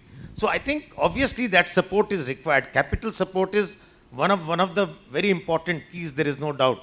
But it is not 100% of everything. They also need to, Sekar talked about R&D. We need to invest in R&D as well. So I think whether it is manufacturing, you'll be surprised that a lot of manufacturing engineering will have to take place, which will need new technology. That is where the connect with startups is required for I think whenever we think of startups, we only think of services. I think startups also can do wonders, and I think that's where youngsters like Siddharth can play a role. How to make manufacturing glamorous by getting startups into the manufacturing. How do we excite these youngsters in colleges, schools? We are doing as Volvo. Day before yesterday, I was at Kendriya Vidyalaya talking to class 9 and 10 girls. Why don't you take mechanical engineering? Why do you all want to go into only computer science? So we are just brainwashing them. So I think all of us need to do that. Because if you ask someone, everyone is computer science. What the hell are we? So, I mean, so you can't blame Mrs. Nirmala Sitharaman when it comes to manufacturing. I think all of us will have to really put our 2 cents together to make this work really. Yeah. Thank you. Thank you, sir. So moving on to you, Siddharth, there is a clear acknowledgement of the role that startups ecosystem play, in taking India to the next level, and it's been mentioned in this speech as well, right? And again, the angel taxation was abolished last time, and there was request to even do retrospective, which has not come through in this budget, but at least the step seems to be in the right direction. There's a clear acknowledgement of the role that startups play. But one point which I wanted to have your view, Siddharth, is on, the AI is now going to a different level, right? Now, we just saw last week DeepSeek coming and, shaking up the much larger US market, right? And while we've been talking about AI from an Indian context, CO is being set up in education in this budget, funds being provided. But from your vantage point, do you think we are doing sufficient on AI? Because we have the talent, but are we making, again, that again goes back to the R&D question that Mr. Kamal was talking about. Do you see enough R&D getting into AI? AI for India, made in India, or, has the budget done enough, or could we have done more? No, we could actually done a lot more. I think, in India, we speak a lot more about AI than we end up actually practicing AI. I think that's one of our biggest problems, for that matter.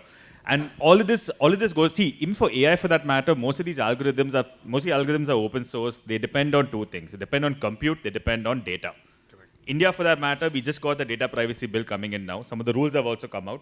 I think under the current rule set that's there, trying to get quality data to end up training it is going to be an impossible task. Just managing the compliances associated with the rules itself, I'm fairly certain will give rise to a very thriving services sector for that matter, for everyone that ends up actually coming. But if you look at the basic compute that is actually needed to train these models and to end up actually running, we're woefully unprepared. The National AI Mission spoke about 15,000 GPUs. NVIDIA ends up actually selling like hundreds of thousands of GPUs to one company in the US. Where are we as a nation going to do with 15,000? It's a drop in the ocean. It's not even a drop in the ocean, it's a drop in the puddle that's leading up to the ocean. We're not even anywhere close to that. So obviously, and I think the biggest issue that we've ended up actually facing here is the R&D system in India has been woefully inadequate. We have government grants for that matter. They're almost impossible to end up actually getting, but those are the only grants that end up having an accounting standard dedicated to them and end up having clarity. When IIT Delhi ended up actually getting grants, the GST guys came with their stick saying 18% of your grants actually belongs to us. It took government intervention across various ministers to end up actually getting them to pull that back. Why would anyone end up actually making grants or making this sort of investment when the taxpayer wants to take is off the top, not even off the profits that ends up actually getting generated? Even if you look at the R&D, even under the income tax also, any of the R&D that's actually been given, R&D for research goes towards your IITs and maybe an ISC after a lot of lobbying. They're basically saying every other private sector university in the country can't end up actually investing into R&D. And we already have a cap on the number of IITs that actually exists. Even capacity building for the IIT for that matter ends up being tough. We have a government that does not trust industry. When we say that if we are putting money into R&D, they believe we're not actually putting any money into R&D. And we have a capacity constraint. We have very smart researchers. You go to the US, you go to Stanford, you go to Harvard, you go to Cambridge, go to any of these universities. You will find more Indians there than you'll find any other ethnicity for that matter. So we don't lack the brain power. We just lack trust in the entire system, and we lack a government that can end up actually enabling us to get this done. If you, even speaking about compliance and deregulation, the economic survey, the joke we have in the investing industry is you'll have one person for investments and 4 people for compliance. Because we spend more time on compliance right now than we do on actually finding it out, trying to figure out if one comma over there changes the meaning of the sentence or not. All of us have become grammatical experts as opposed to being experts in finance, just to end up figuring out what the government says. If you look at our even manufacturing, just to speak about that, the reason why we can't end up actually having a robust manufacturing ecosystem is because our Factories Act talks about the minimum distance you have to keep a spittoon away from a person or away from a wall before you end up putting it. We are woefully inadequate and outdated. If you look at China also for that, China did two great things if you ask me. One is they realized that in order for manufacturing to improve, they need to end up having regulations that are geared towards exports. Anyone who's tried to export anything out of this nation as of now knows that you fill up forms in triplicate, go there, you sign a bond, you sign an undertaking, you go here, get stuck in the system, you have to go visit someone, it becomes a mess. Whereas China, if they want to export, they can export it almost instantaneously. The government could have actually done that. I think, but the one glimmer of hope, if you ask me, so when AI also for that matter, will India catch up? The answer is 100% yes. But we will catch up much later down in the future. And the catch-up will only happen not in the core compute of AI that's actually there, but in building out an ecosystem around that as well as implementation. For us to get into core compute, I think the government has to end up actually rethinking of the way they look at AI compared to everything else. In fact, even in the economic survey, the first thing that the economic survey spoke about AI is how do we tax AI. We as a nation haven't even built an industry, but we're already thinking about how to end up actually taxing it. It's wild. Let us actually nurture an industry first before we end up deciding how to end up extracting out of it. So I think unless that mindset changes, it'll be very hard for us to end up actually doing so. And that mindset requires something from the top. It's not going to end up happening from the bureaucracy, etc. They end up actually taking decisions from the top. So unless the top decides that they will actually trust the average Indian citizen to do what is in their best interest, and that best interest aligned with the national interests, we will never be able to end up actually moving. Sure. Thanks for your views. The FM spoke about trusting the taxpayers and trusting the entrepreneurs as being the basis of the revised tax bill. So with that, maybe Sekar, your views on what do you expect next week, or this week rather, not even next week. 12 o'clock Bala is joining, so we can also ask the same question with Bala. But see, the way I looked at the proposed code, everybody is saying it's simplification. India has got enough laws. I'm not worried about the laws. I'm worried about the enforcement of the laws. That's the biggest problem. Whether it is direct taxes, whether it is GST, or whether it is customs. Some amendments were made in customs giving a time limit of 3 years. The challenge in India is the implementation of the laws. As he rightly said, even before the industry was started, we decided to tax the industry. In fact, Bala was the Infosys CFO, used to joke at me, jokingly used to tell me, none of the guys understood what is STP, what is software, Sekar. Before these guys understood what is software, the industry has grown too big. With the result, the country was benefited out of the industry. So, the challenge is that the administration of the tax law. And my request, and which we've been mentioning on all the forums, that the entire administration of the tax law should be made simpler, should be made easier to administer. For example, I'll give a classic case. There is a provision in the law which says that appellate orders and tribunal orders passed by the authorities in favor of the taxpayers should be given effect within 6 months. And you might have come across, Sunil, all of some of us would have come across the cases where I have a tribunal order for last 6 years has not been given effect. And 7th year there is a demand. And the 6 years orders were given effect, I will not having any demand for the 7th year. But officer attached my 7th year bank account for recovery of the demand of 7th year without giving effect to the 6 years order. When I went and represented him, he said, Sekar, there is a problem between CPC and AO. AO has not pushed the orders to CPC, with the result CPC has not given effect. And with the result, I have to pay 30% of the demand of attachment. Unless I agree to pay, he will not lift the attachment. Now, whose fault it is? It is not my fault. It is your fault of not giving the order. And I raised the issue with the Ministry of Finance, Sekar, give a case on a no-name basis. I have been given, every year we have been giving that. No changes. Take a simple case of litigation management. Number of appeals that is pending in Commission of Income Tax Appeals is phenomenal. What we got government introduced one VSV scheme. Okay, if you have a dispute, you pay 100% of the taxes. I will not waive the penalty, I will not levy the interest, you pay the taxes. So I have no right to even go and challenge the dispute. Your entire litigation is pending. And I have full log of tribunal members who may not have that much of work because appeals are not disposed with the tribunals and do not have the work. And I am paying salary for all the tribunal members through the rocket. I am wasting the man hours. The entire administration of the income tax should be fine-tuned. While finance minister says trust first, scrutiny later, I am very happy to hear it, but I would like the income tax officers and GST officers also to listen to that. He said about one industry, gaming industry. The gaming industry went from India to outside India only because of Karnataka High Court judgment. Nothing beyond that. The amount of GST demand that came on the gaming industry was much higher than the entire PE multiple of the gaming industry. It's 2 lakh and 3 lakh crores, mind-boggling number. Even government has not given that much of budget allocation to northeastern states. Look at the administration of the law. I am worried if at all I don't have to enough, every law is very good, you have got all the benefits, everything is secured. Make sure the law is administered rightly, fairly and promptly. That's all my point in tax code. Very strong viewpoints based on the experience that we're seeing on the ground. So, Samir, I'll just quickly touch. I just have an announcement. Mr. Balasubramanian, Joint Secretary, Department of Revenue, was supposed to join at 12:30. Now he has a conflict. He's requested if he can join at 12. So Bala will join us at 12, and possibly we can continue on the panel discussion after we hear him. So before Bala joins, Samir, if I can just touch upon the health part. If you look at the health ecosystem, you have pharmacy, you have hospitals, and then you have the health insurance providers, which you spoke about. The ecosystem together has to work, right? And the again, it goes back to manufacturing because a lot of equipment that is required on the medical industry is again being imported today. And we saw some duty being cut on certain medical equipments and drugs that are being imported in. And if I look at from a FDA perspective, the FDA has been up to 100. There is no restrictions on FDA anymore on the insurance part of it. And then there is push about trying to again revive the medical tourism under the Hail India movement.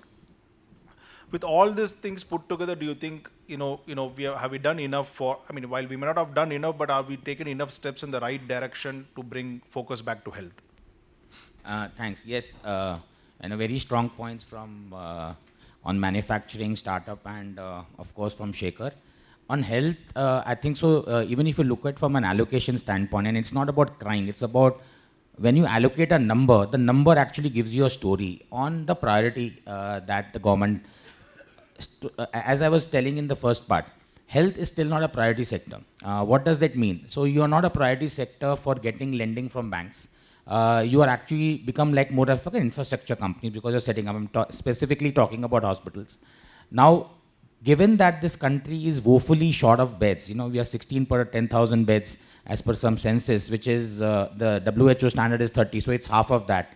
Giving the bulging population, the higher middle class, and obviously the non-communicable diseases that are coming along, government is doing its bit. I think so. Ayushman Bharat was a case in point where 40 to 50 crore people at the BPL level were sort of covered. But even the FDI insurance, I think so a lot of discussion happened in the GST Council regarding, giving GST exemption to the insurance premium. For example, healthcare is actually a GST exempt service. So the question is, why would GST be implied on the premium? Now, a simple, and obviously they talked about revenue, but if that could have been waived off because the output service is not there, could have made the insurance policy reasonable, cheaper, and more accessible. I'm still saying that India's non-life insurance is 1/3 of global average. Like we are at 1% premium collected to GDP versus 3.9% on a global average. Overall, also we are very, very low. 73% of the capex, you'll be surprised, is coming out of private healthcare. So unlike manufacturing and many others, a lot of the capex in hospitals is coming out of private, and it has not stopped because of policy. We have been continuously adding beds, even as Manipal, and most of the other hospitals have been adding a lot of capacity beds. only green shoot is when the government talks about PPPs. Again, the issue is how do they implement the PPP? And I talk about Heal India Initiative PPP, but how does that happen? Does the payments come on time? So a lot of work happening on the MSME, but we partner government a lot on their schemes, and the payments are awfully delayed, right? You get payments in 6 months, 7 months. So I think so the thing will work is when the implementation on the ground is as fast. And sometimes I think so what Siddharth alluded to, that going into this budget actually have come out better, is actually government has been talking a lot about that they will govern and not run the business. And I think so as more and more they decide not to create that friction in running the business, I think so this country will multiply, and even in health. So getting into tier 2, tier 3, I think so they have going to implement more colleges, get more doctors out, 75,000 doctors. Hopefully some of the investments will go to the tier 2, tier 3, and the manufacturings will expand. So a lot of healthcare will also get sort of pushed along with all of this. So hopefully in the right direction, but a lot more to be done in health. Thanks. Thanks, Samir.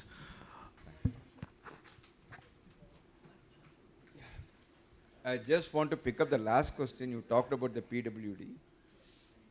Out of context, but I just, we used to have a section in the income tax under 80ADA for disabled persons. Long back. Now I'm just giving an example. In 90s and 2000, what happened? So the company employees are eligible for certain deduction for this PWD, those days. And one organization gave a benefit for the employees, almost 30% of the employees got a PWD benefit. And what they got is a certificate from a doctor's, local doctors. And that was a rampant misuse of that section by people who are not eligible but got eligible. Then the entire section underwent a change. I'm not saying about, I have full sympathies for them. In India, what happens is that any good law get misused and abused.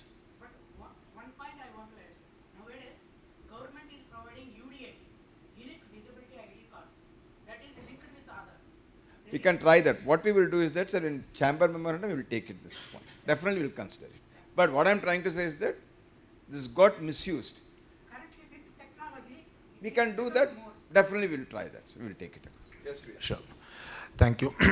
We heard the industry view, we heard the profession view. It was good to hear the government's view, the person who was involved in preparation to get their view on how they look at things and complexities that are involved there. So, we have probably 15 more minutes. Mr. Siddharth, if you have any closing remarks on what is further expected from the startup ecosystem, then we'll follow with Samir and... No, I think so. As far as startups are concerned, I think the biggest ask we have from the government is the government to just let us be. I think as they were discussing right now, just before this also, the IT industry grew because the government had no idea what the IT industry was. They were busy going after manufacturing, real estate, jewelry, etc., and all of that, and the IT just mushroomed up in Bangalore. If the IT industry could never grow in Delhi because it's too close to government, too close to parliament, too close to all of them, for that matter. So the joke we often have from the startup industry is Bangalore is where all the assets are, Mumbai is where all the equity is, Delhi is where all the liability lies. Huh? So that's the reason why you could end up actually growing from here. So I think similar in those lanes, I think if you look at the Income Tax Act also as of now for startups, we have a whole host of the tax benefits given. There's a tax holiday out of 3 out of 10 years. Your ESOP taxes are fructified at the point of exercise, but only paid within 5 years from the point of exercise. So there's a deferral of the ESOP tax.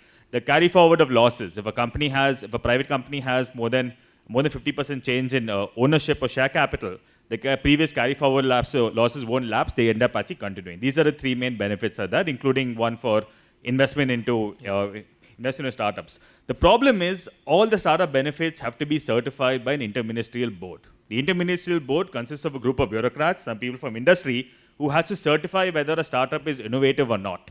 And I have personally seen some of the responses coming. They say if you are a startup, let's say in the search space, there is Yahoo search, there is Baidu search, there is Google search, there is Microsoft search. How are you unique? No matter what you tell them, they will throw you out. One example I have is the person who created Google Maps. Google Maps was actually born in Bangalore, bought by Google, and now it's powering the rest of the world. The person who created Google Maps started a fintech company. He was doing rural and MSME lending.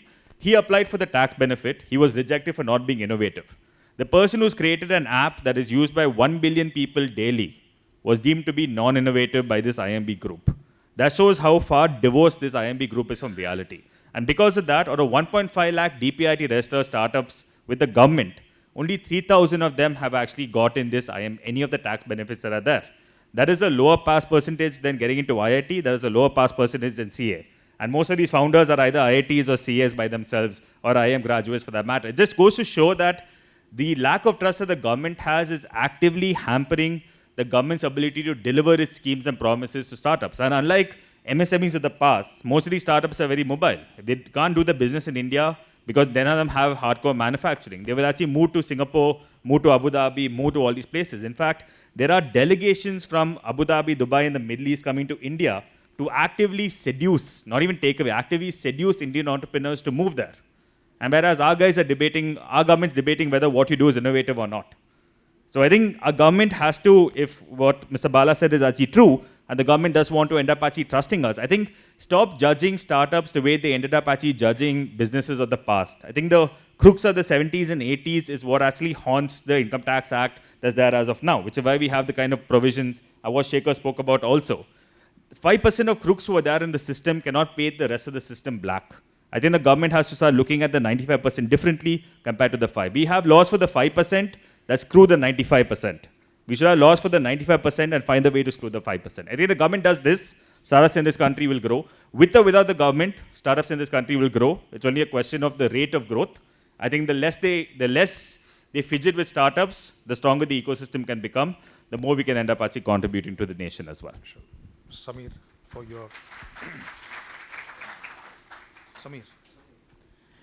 No, I think so. It's aptly captured by Siddharth and Sekar and even Mr. Bali who left about manufacturing and service. I think so. It is been the intent, but again, it's the intent coming to floor is that it is more about creating policy and not telling the business how to run their business. And if the government can do that, I think so. That's the biggest job that they can do is to allow the businesses to run. I hope the simplicity that they are talking and that talking about ease of doing business, which has been in discussion for the last 8-10 years, but a lot of things have to be seen on the ground. The number of approvals that one needs, even for setting up a hospital today, you need 64 approvals. I'm saying, how is it implemented on the ground is to be seen. Decriminalization of laws hopefully will let the startups and the other, it's not only about the startups, right? Startups will create innovation, but the existing companies are creating value and employment as well. So issue is not to go after them. I think so even Sekar alluded to that is, for example, today in GST, Sekar, the central GST and the state GST also doesn't talk to each other, right? So they practically go after the same SEC on the same issue in a different way. So those are things that are happening because the central GST is under the center, the state GST is under the state, both have different. So I'm saying there are lots of things that can be made simple. Hopefully when the government talks about simplifying the income tax, hopefully they created the GST only a few years back, but it is enough complicated already, is to ensure that the businesses are allowed to do business. I think so this country will do really well. They have to continue to deploy capital in infrastructure, even though they alluded to the quality of capital being 31%, but the fiscal deficit coming down, which means the spends coming down for a country which is 140 crore people trying to grow 8-10%, one has to see the balance between that.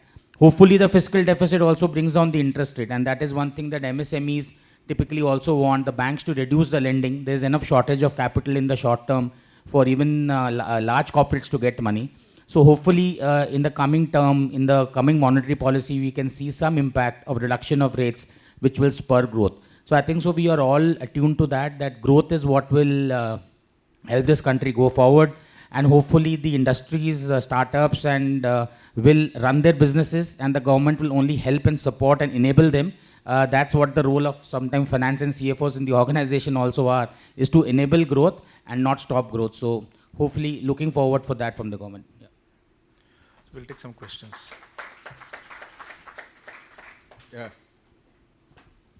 So I just talk, I don't have the mic in front of me. Again, I think research, innovation, automation, of course patents, and the gig workers today.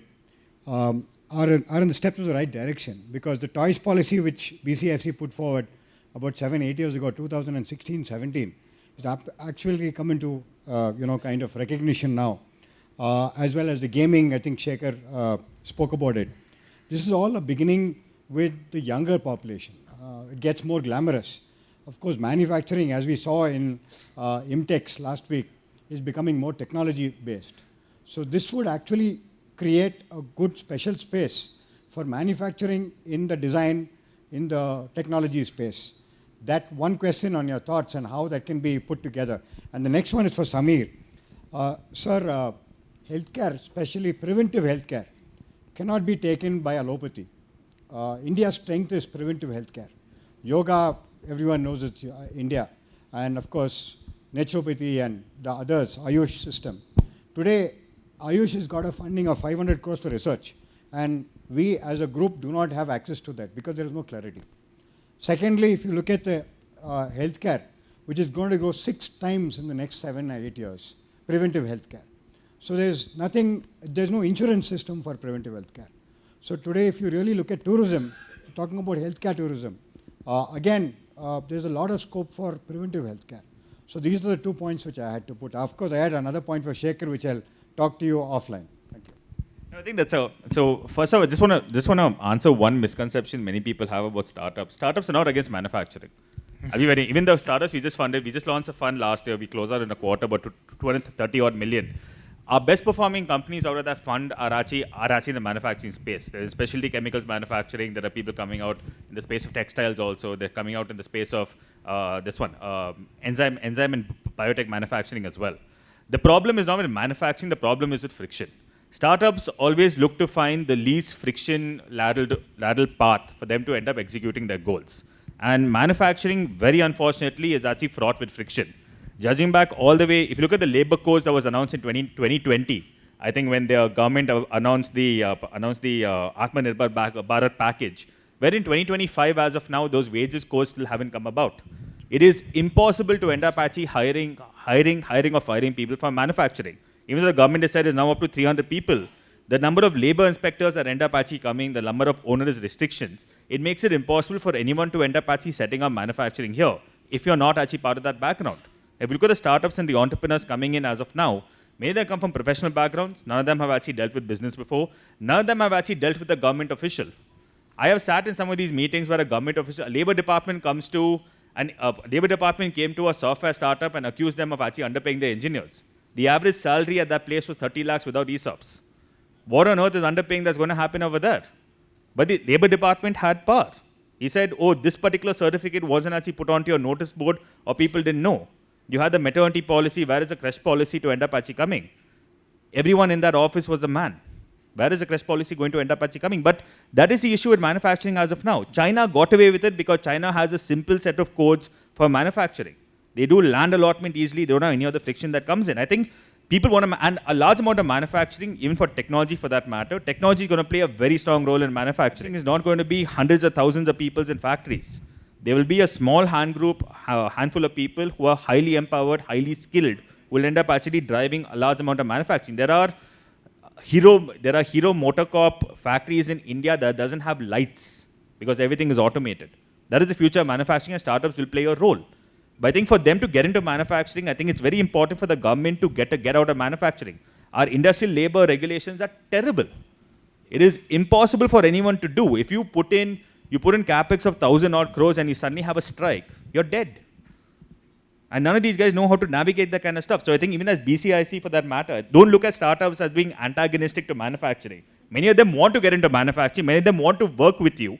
But I think what's important is to convince the government to say, look, if these are your concerns, here's how we address your concerns, here's how we give you transparency. Just because 5% of the people decide to pull some Amitabh Bachchan movie in the 70s and go on strike, and because that happened, doesn't mean you start affecting people who try to get into manufacturing in the year 2025. So I think the government has to get out of Bollywood and start looking at what's happening in Bangalore and the way we end up operating and have laws that end up get towards that. If that happens, a lot more will go to manufacturing. Even for us, there's consumption that will drive GDP. Manufacturing is going to be the next. Services will keep growing. There's no doubt about that. But everyone, there is a massive dearth of manufacturing in the country. There is a massive opportunity for investors to put in money, massive opportunity for entrepreneurs. The government just has to get out of the way. But one thing is Siddharth, they kept talking about single window approvals and some states. So again, the issue is that you can talk about it. How do you sort of implement it? Because some states implemented it, certain sectors implemented it, but a single window policy is good, is lovely to state. But is it on the ground? It's a single window with multiple panes. Huh? That's what I'm It's saying. like one of those screen guard windows where you have to go through each and every one of them to figure it out. It doesn't end up working out as much. Even some of the SPICE form for incorporation of a company, which is supposed to be a single form, to get the name approved, it takes you a month. Come on. That's supposed to be single window, but single window, multiple panes. And each state operates differently. And if you, this is not the forum, maybe you can talk over lunch. If you go to change your name in the same legal entity, then you have to change all the licenses. That's a nightmare by itself. So we'll probably can take one more question. Just to answer your question on Ayush and all that, yes, I think so. It's still preventive healthcare is, I don't think so, insurance, and I tried to allude to them that insurance may be having a stronger lobby than what healthcare has. But today they don't even cover the OPD. Forget about Ayush. Today out of pocket in India, though it is 63% has come to 39, there's still large portion of out of pocket expenses that each individual bears. And some of that is actually because the OPD, or which means, when you go to when you don't get admitted to a hospital, those expenses are not paid by insurance. Which is not like many Western countries and US where everything is paid by insurance. So for them to reach Ayush and mental health and get it insurance paid, I think so it will take time. Today, the struggle with insurance is they don't even approve robotic surgery. And because robotic surgery is more expensive, they say you did robotic surgery because you wanted to do it, was not required. And the average length of stay is actually coming down. There is minimally invasive cut that happens. That doesn't get approved by insurance. To get to Ayush and preventive healthcare, I think so that is something that insurance should drive. That if you are doing Ayush and all that, they will give you some rebate in the insurance policy. But I think so it's some time to go. Is a large-scale adoption of health insurance itself is a challenge in the country. That needs to happen, I think so, then that will happen too. But it's a great point. I think so India, their HEAL initiative is towards that. Hopefully they at least attract a lot of people from abroad doing that. So. I had this experience of robotics. My nephew went through a cancer surgery. So the doctor advised robotics, and the robotics was costing 4.5, went for the insurance. The insurance guys will not pay for robotics, we'll pay only for the normal insurance. I said, okay, I will bear the difference in normal insurance and robotics. He said, nothing doing. If you pay normal surgery only, we'll take it. Robotics, I will not pay. I agree with you, sir. Last question. Sir, Prabhakar case, a tax professional. Still that Section 87A rebate issue not yet sorted out, sir. I'm sorry? Section 87A rebate, sir. Even after Bombay High Court verdict, it is not yet settled out. Request your good office to submit some to the Finance Ministry and draw their attention, sir. I think even the current year also they won't allow to claim the. Sure. You can tell what is your point. We'll represent the Finance Minister. Rebate. Yeah, definitely. Not a problem. Yeah. But to my mind, it is settled rebate and all. But still, if you believe something is not working, as Bala said, give it, we'll represent. System will get updated, so that's okay. But give it across, we'll represent to the government. Still it's left to the I'm not clear on your question, sorry. Still that with the AO only, sir. No, not required. Actually, Bombay Court already dated to the update of the utility. Leave the Bombay Court. I'm not talking about 87 rebate for the new provision. Law is very clear. The returns will get amended accordingly. You can upload in the returns and close it across. If you believe there is an issue, represent to the chamber, we'll take it. Definitely. Sure. So thanks for that. Sekar, for your concluding remarks. If you are any. No, there are a lot of people said, starting from startups, healthcare. The only thing from a chamber side I would like to say is that on ease of doing business, we have been representing to the government on make it simpler. In fact, there's a paper that Bangalore Chamber of Industry and Commerce gave it. In fact, to set up a company, we need 149 approvals in India under various legislations. And we also requested for MSMEs, not a partnership firm or a sole proprietorship firm, that is not possible. But for MSMEs, reducing the rate of tax if they are in manufacturing rather than a service for MSMEs, because that's a boost for manufacturing. But for me, what is more important is that the research and development, the government should more focus on research and development. That I am not seeing it. Unless there is a focus on R&D, then the manufacturing will be on assembly technology, which will not be gearing up for the employment. So if you need to have a large-scale employment in manufacturing, we need to focus on R&Ds. And last but not that least, I still believe the startups needs a lot more encouragement, that is manufacturing or services. Probably the consultative paper on non-financial sector which the finance minister has said, I hope it will address all the interministerial department on startups and all the regulations and compliances. If the government eases out various things and allow the people to run the business, then we should see a big growth. That's the only thing. I don't want somebody to monitor what I am doing. What I am doing, I am capable of doing. I don't want somebody to monitor, as he rightly said, it is not innovation. It's like, if you look at in 35 TUB, we had an income tax at what is an research and development. Yeah. Assistant Commissioner of Income Tax will decide what is research and development when I have a DSIR certification. And I had to go to the argue before the judges whether it is research and development or not. And guy who I am doing R&D, I know it. So the point is that we should take away the government intervention in all these matters, allow the business to run. And last but not that least, I only hope the next week the direct tax code, what is proposed? This week. This week. I hope probably it will come on Friday night. Friday midnight, 12 o'clock it will come. I only hope it addresses I'm not worried about the legislation, but the administration of the legislation, it addresses the issues.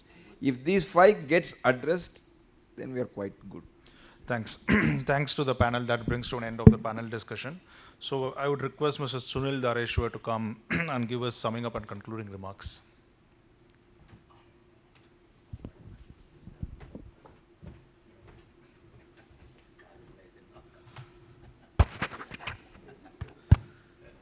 Good afternoon, everyone. First of all, thank you for everyone having taken time out and attending this post-budget analysis of BCIC conducted under the aegis of the Direct Tax Committee. I think we had a very, very insightful and a very engaging discussion this morning. Thank you, Sriram, for moderating it.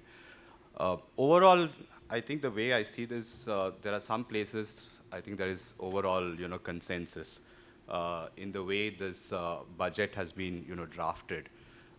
There is a change which is, almost a 180 degrees from the earlier thrust of the government being on, capex and infra, whereas now it is going to be more from a consumption-driven growth in the economy.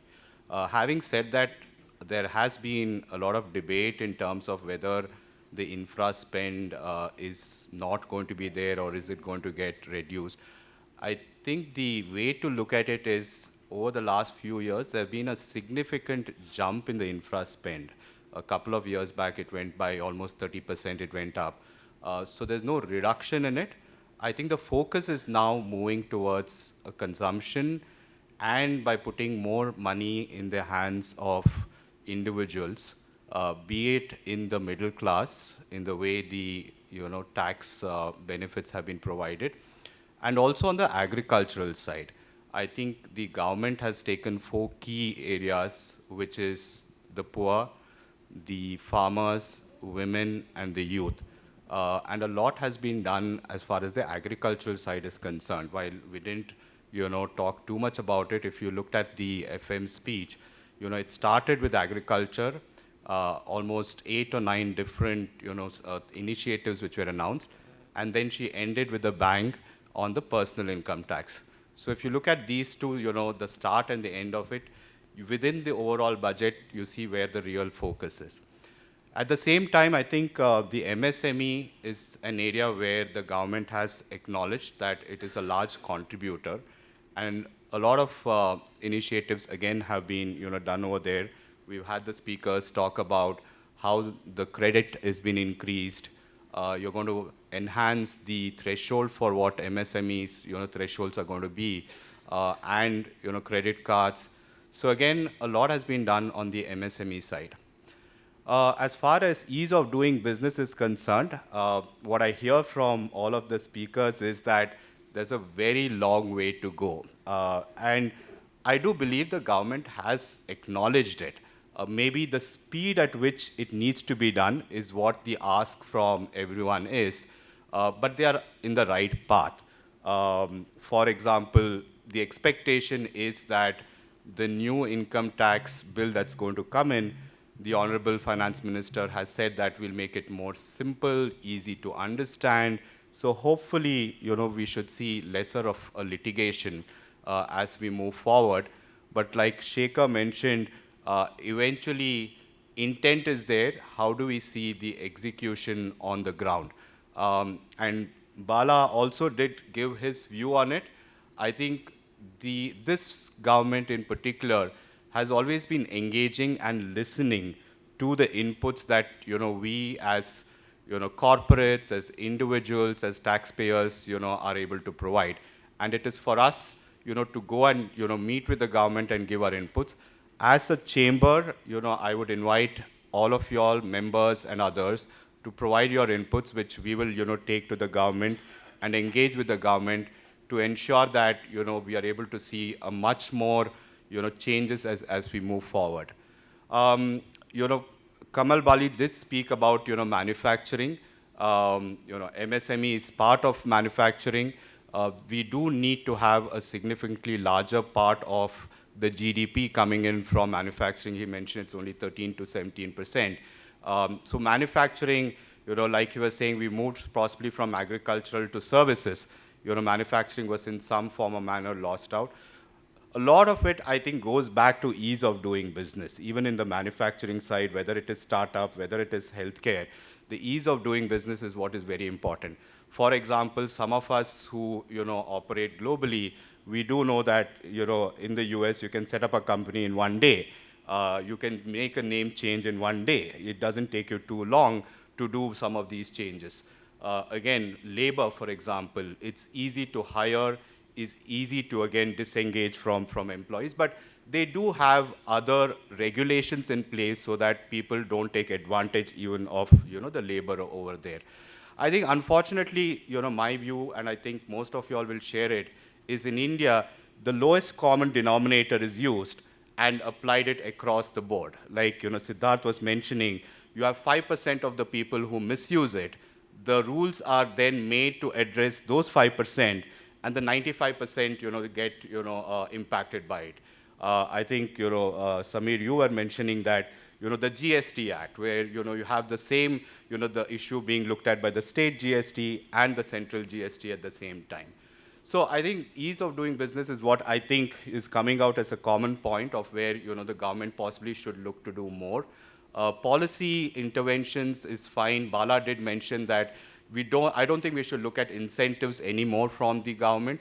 I think they want to support the private sector in terms of being able to do what they have to do. And they are looking at private sector to make more of investments. And hopefully, with the supply side having, not really worked out, I think now with the demand which can come in through more spending by either saving, which goes back to investment, or by consumption in terms of spurring up, on the demand side, is where the growth is going to happen. And Samir, I hear what you're saying. The health sector, does need a push in terms of making it priority. Health and education, I think, are the two areas which will lead to a prosperous society. Quality, education, accessible health, I think are two fundamental, possibly rights that every citizen should have. And I think these two areas possibly are areas where the government should look forward to when it looks at education. They've looked at education in terms of skilling in a very, a broad-based manner, whether it is in agriculture, setting up center of excellence, in terms of increasing the number of, seats for in engineering and health and all of that. I think health is where I think the focus needs to be in. So I won't take too much time out. I know I'm holding up everyone, before the close of this session. And lunch. I do want to thank all of our speakers, Kamal Bali, Siddharth Pai, Samir, Sekar, and the Chamber for putting this together, and our Senior Vice President and Vice President Ravi and Prashant for being here as well. I'll hand it back to Roopa now to close this. Thank you very much for being here.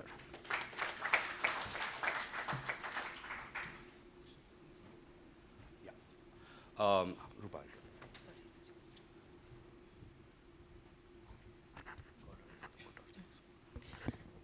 invite our Vice President, Mr. Ravi, to propose the vote of thanks.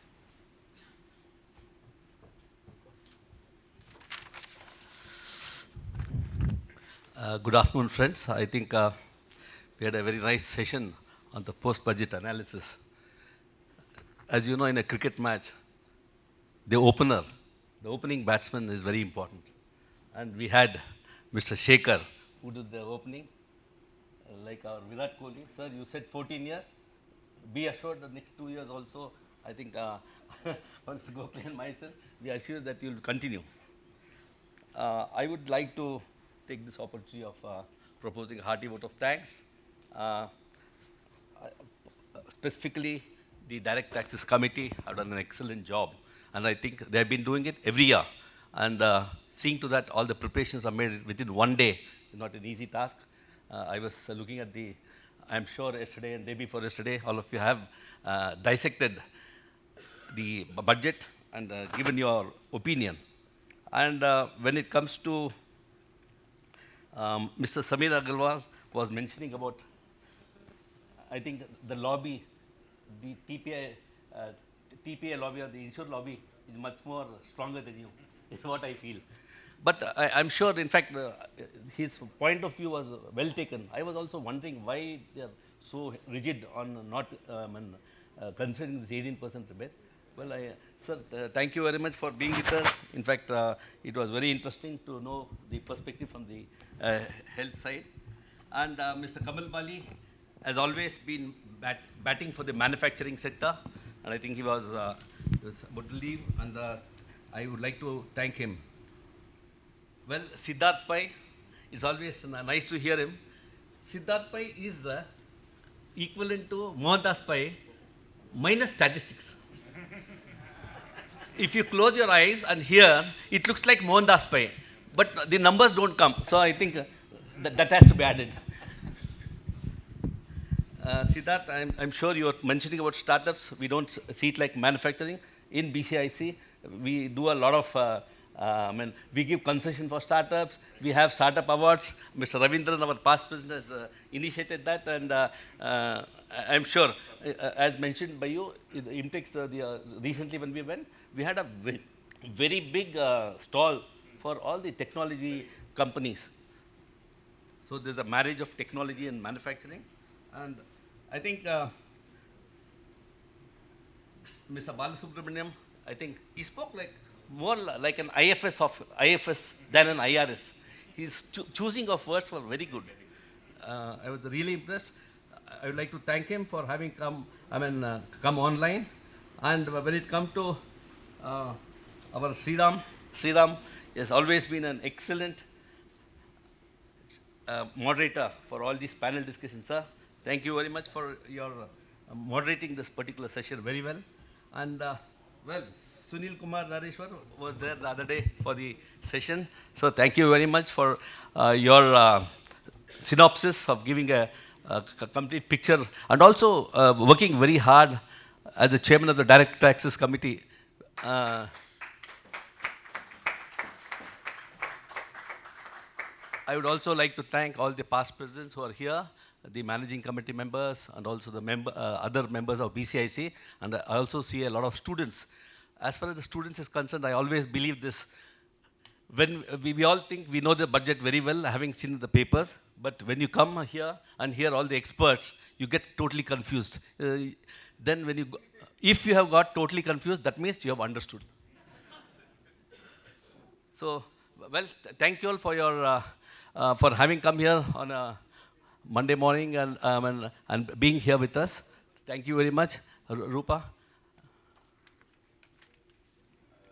Till the mementos gets presented, the committee, I always take liberty with Sunil and Sriram, but they always already told me.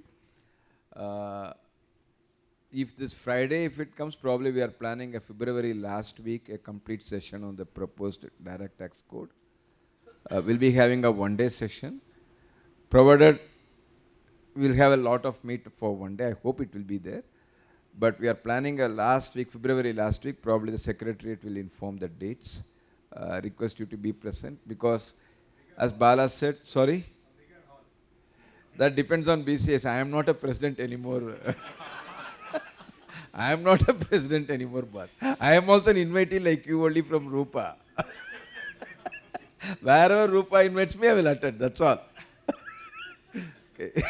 Jokes apart, as Bala said, if there are anything that we need to recommend to the government, it is important, and therefore we request to all of you to come for that. Maybe the Secretariat will inform the dates when we are having that session. Is that right, Sunil? Thank you, sir. I now invite our Senior Vice President, Mr. Sunil Dhareshwar, and our past Presidents, Mr. Tyagoliyappa, Dr. Ravindran, and the Colonel to hand over a memento as a token of the Chamber's appreciation.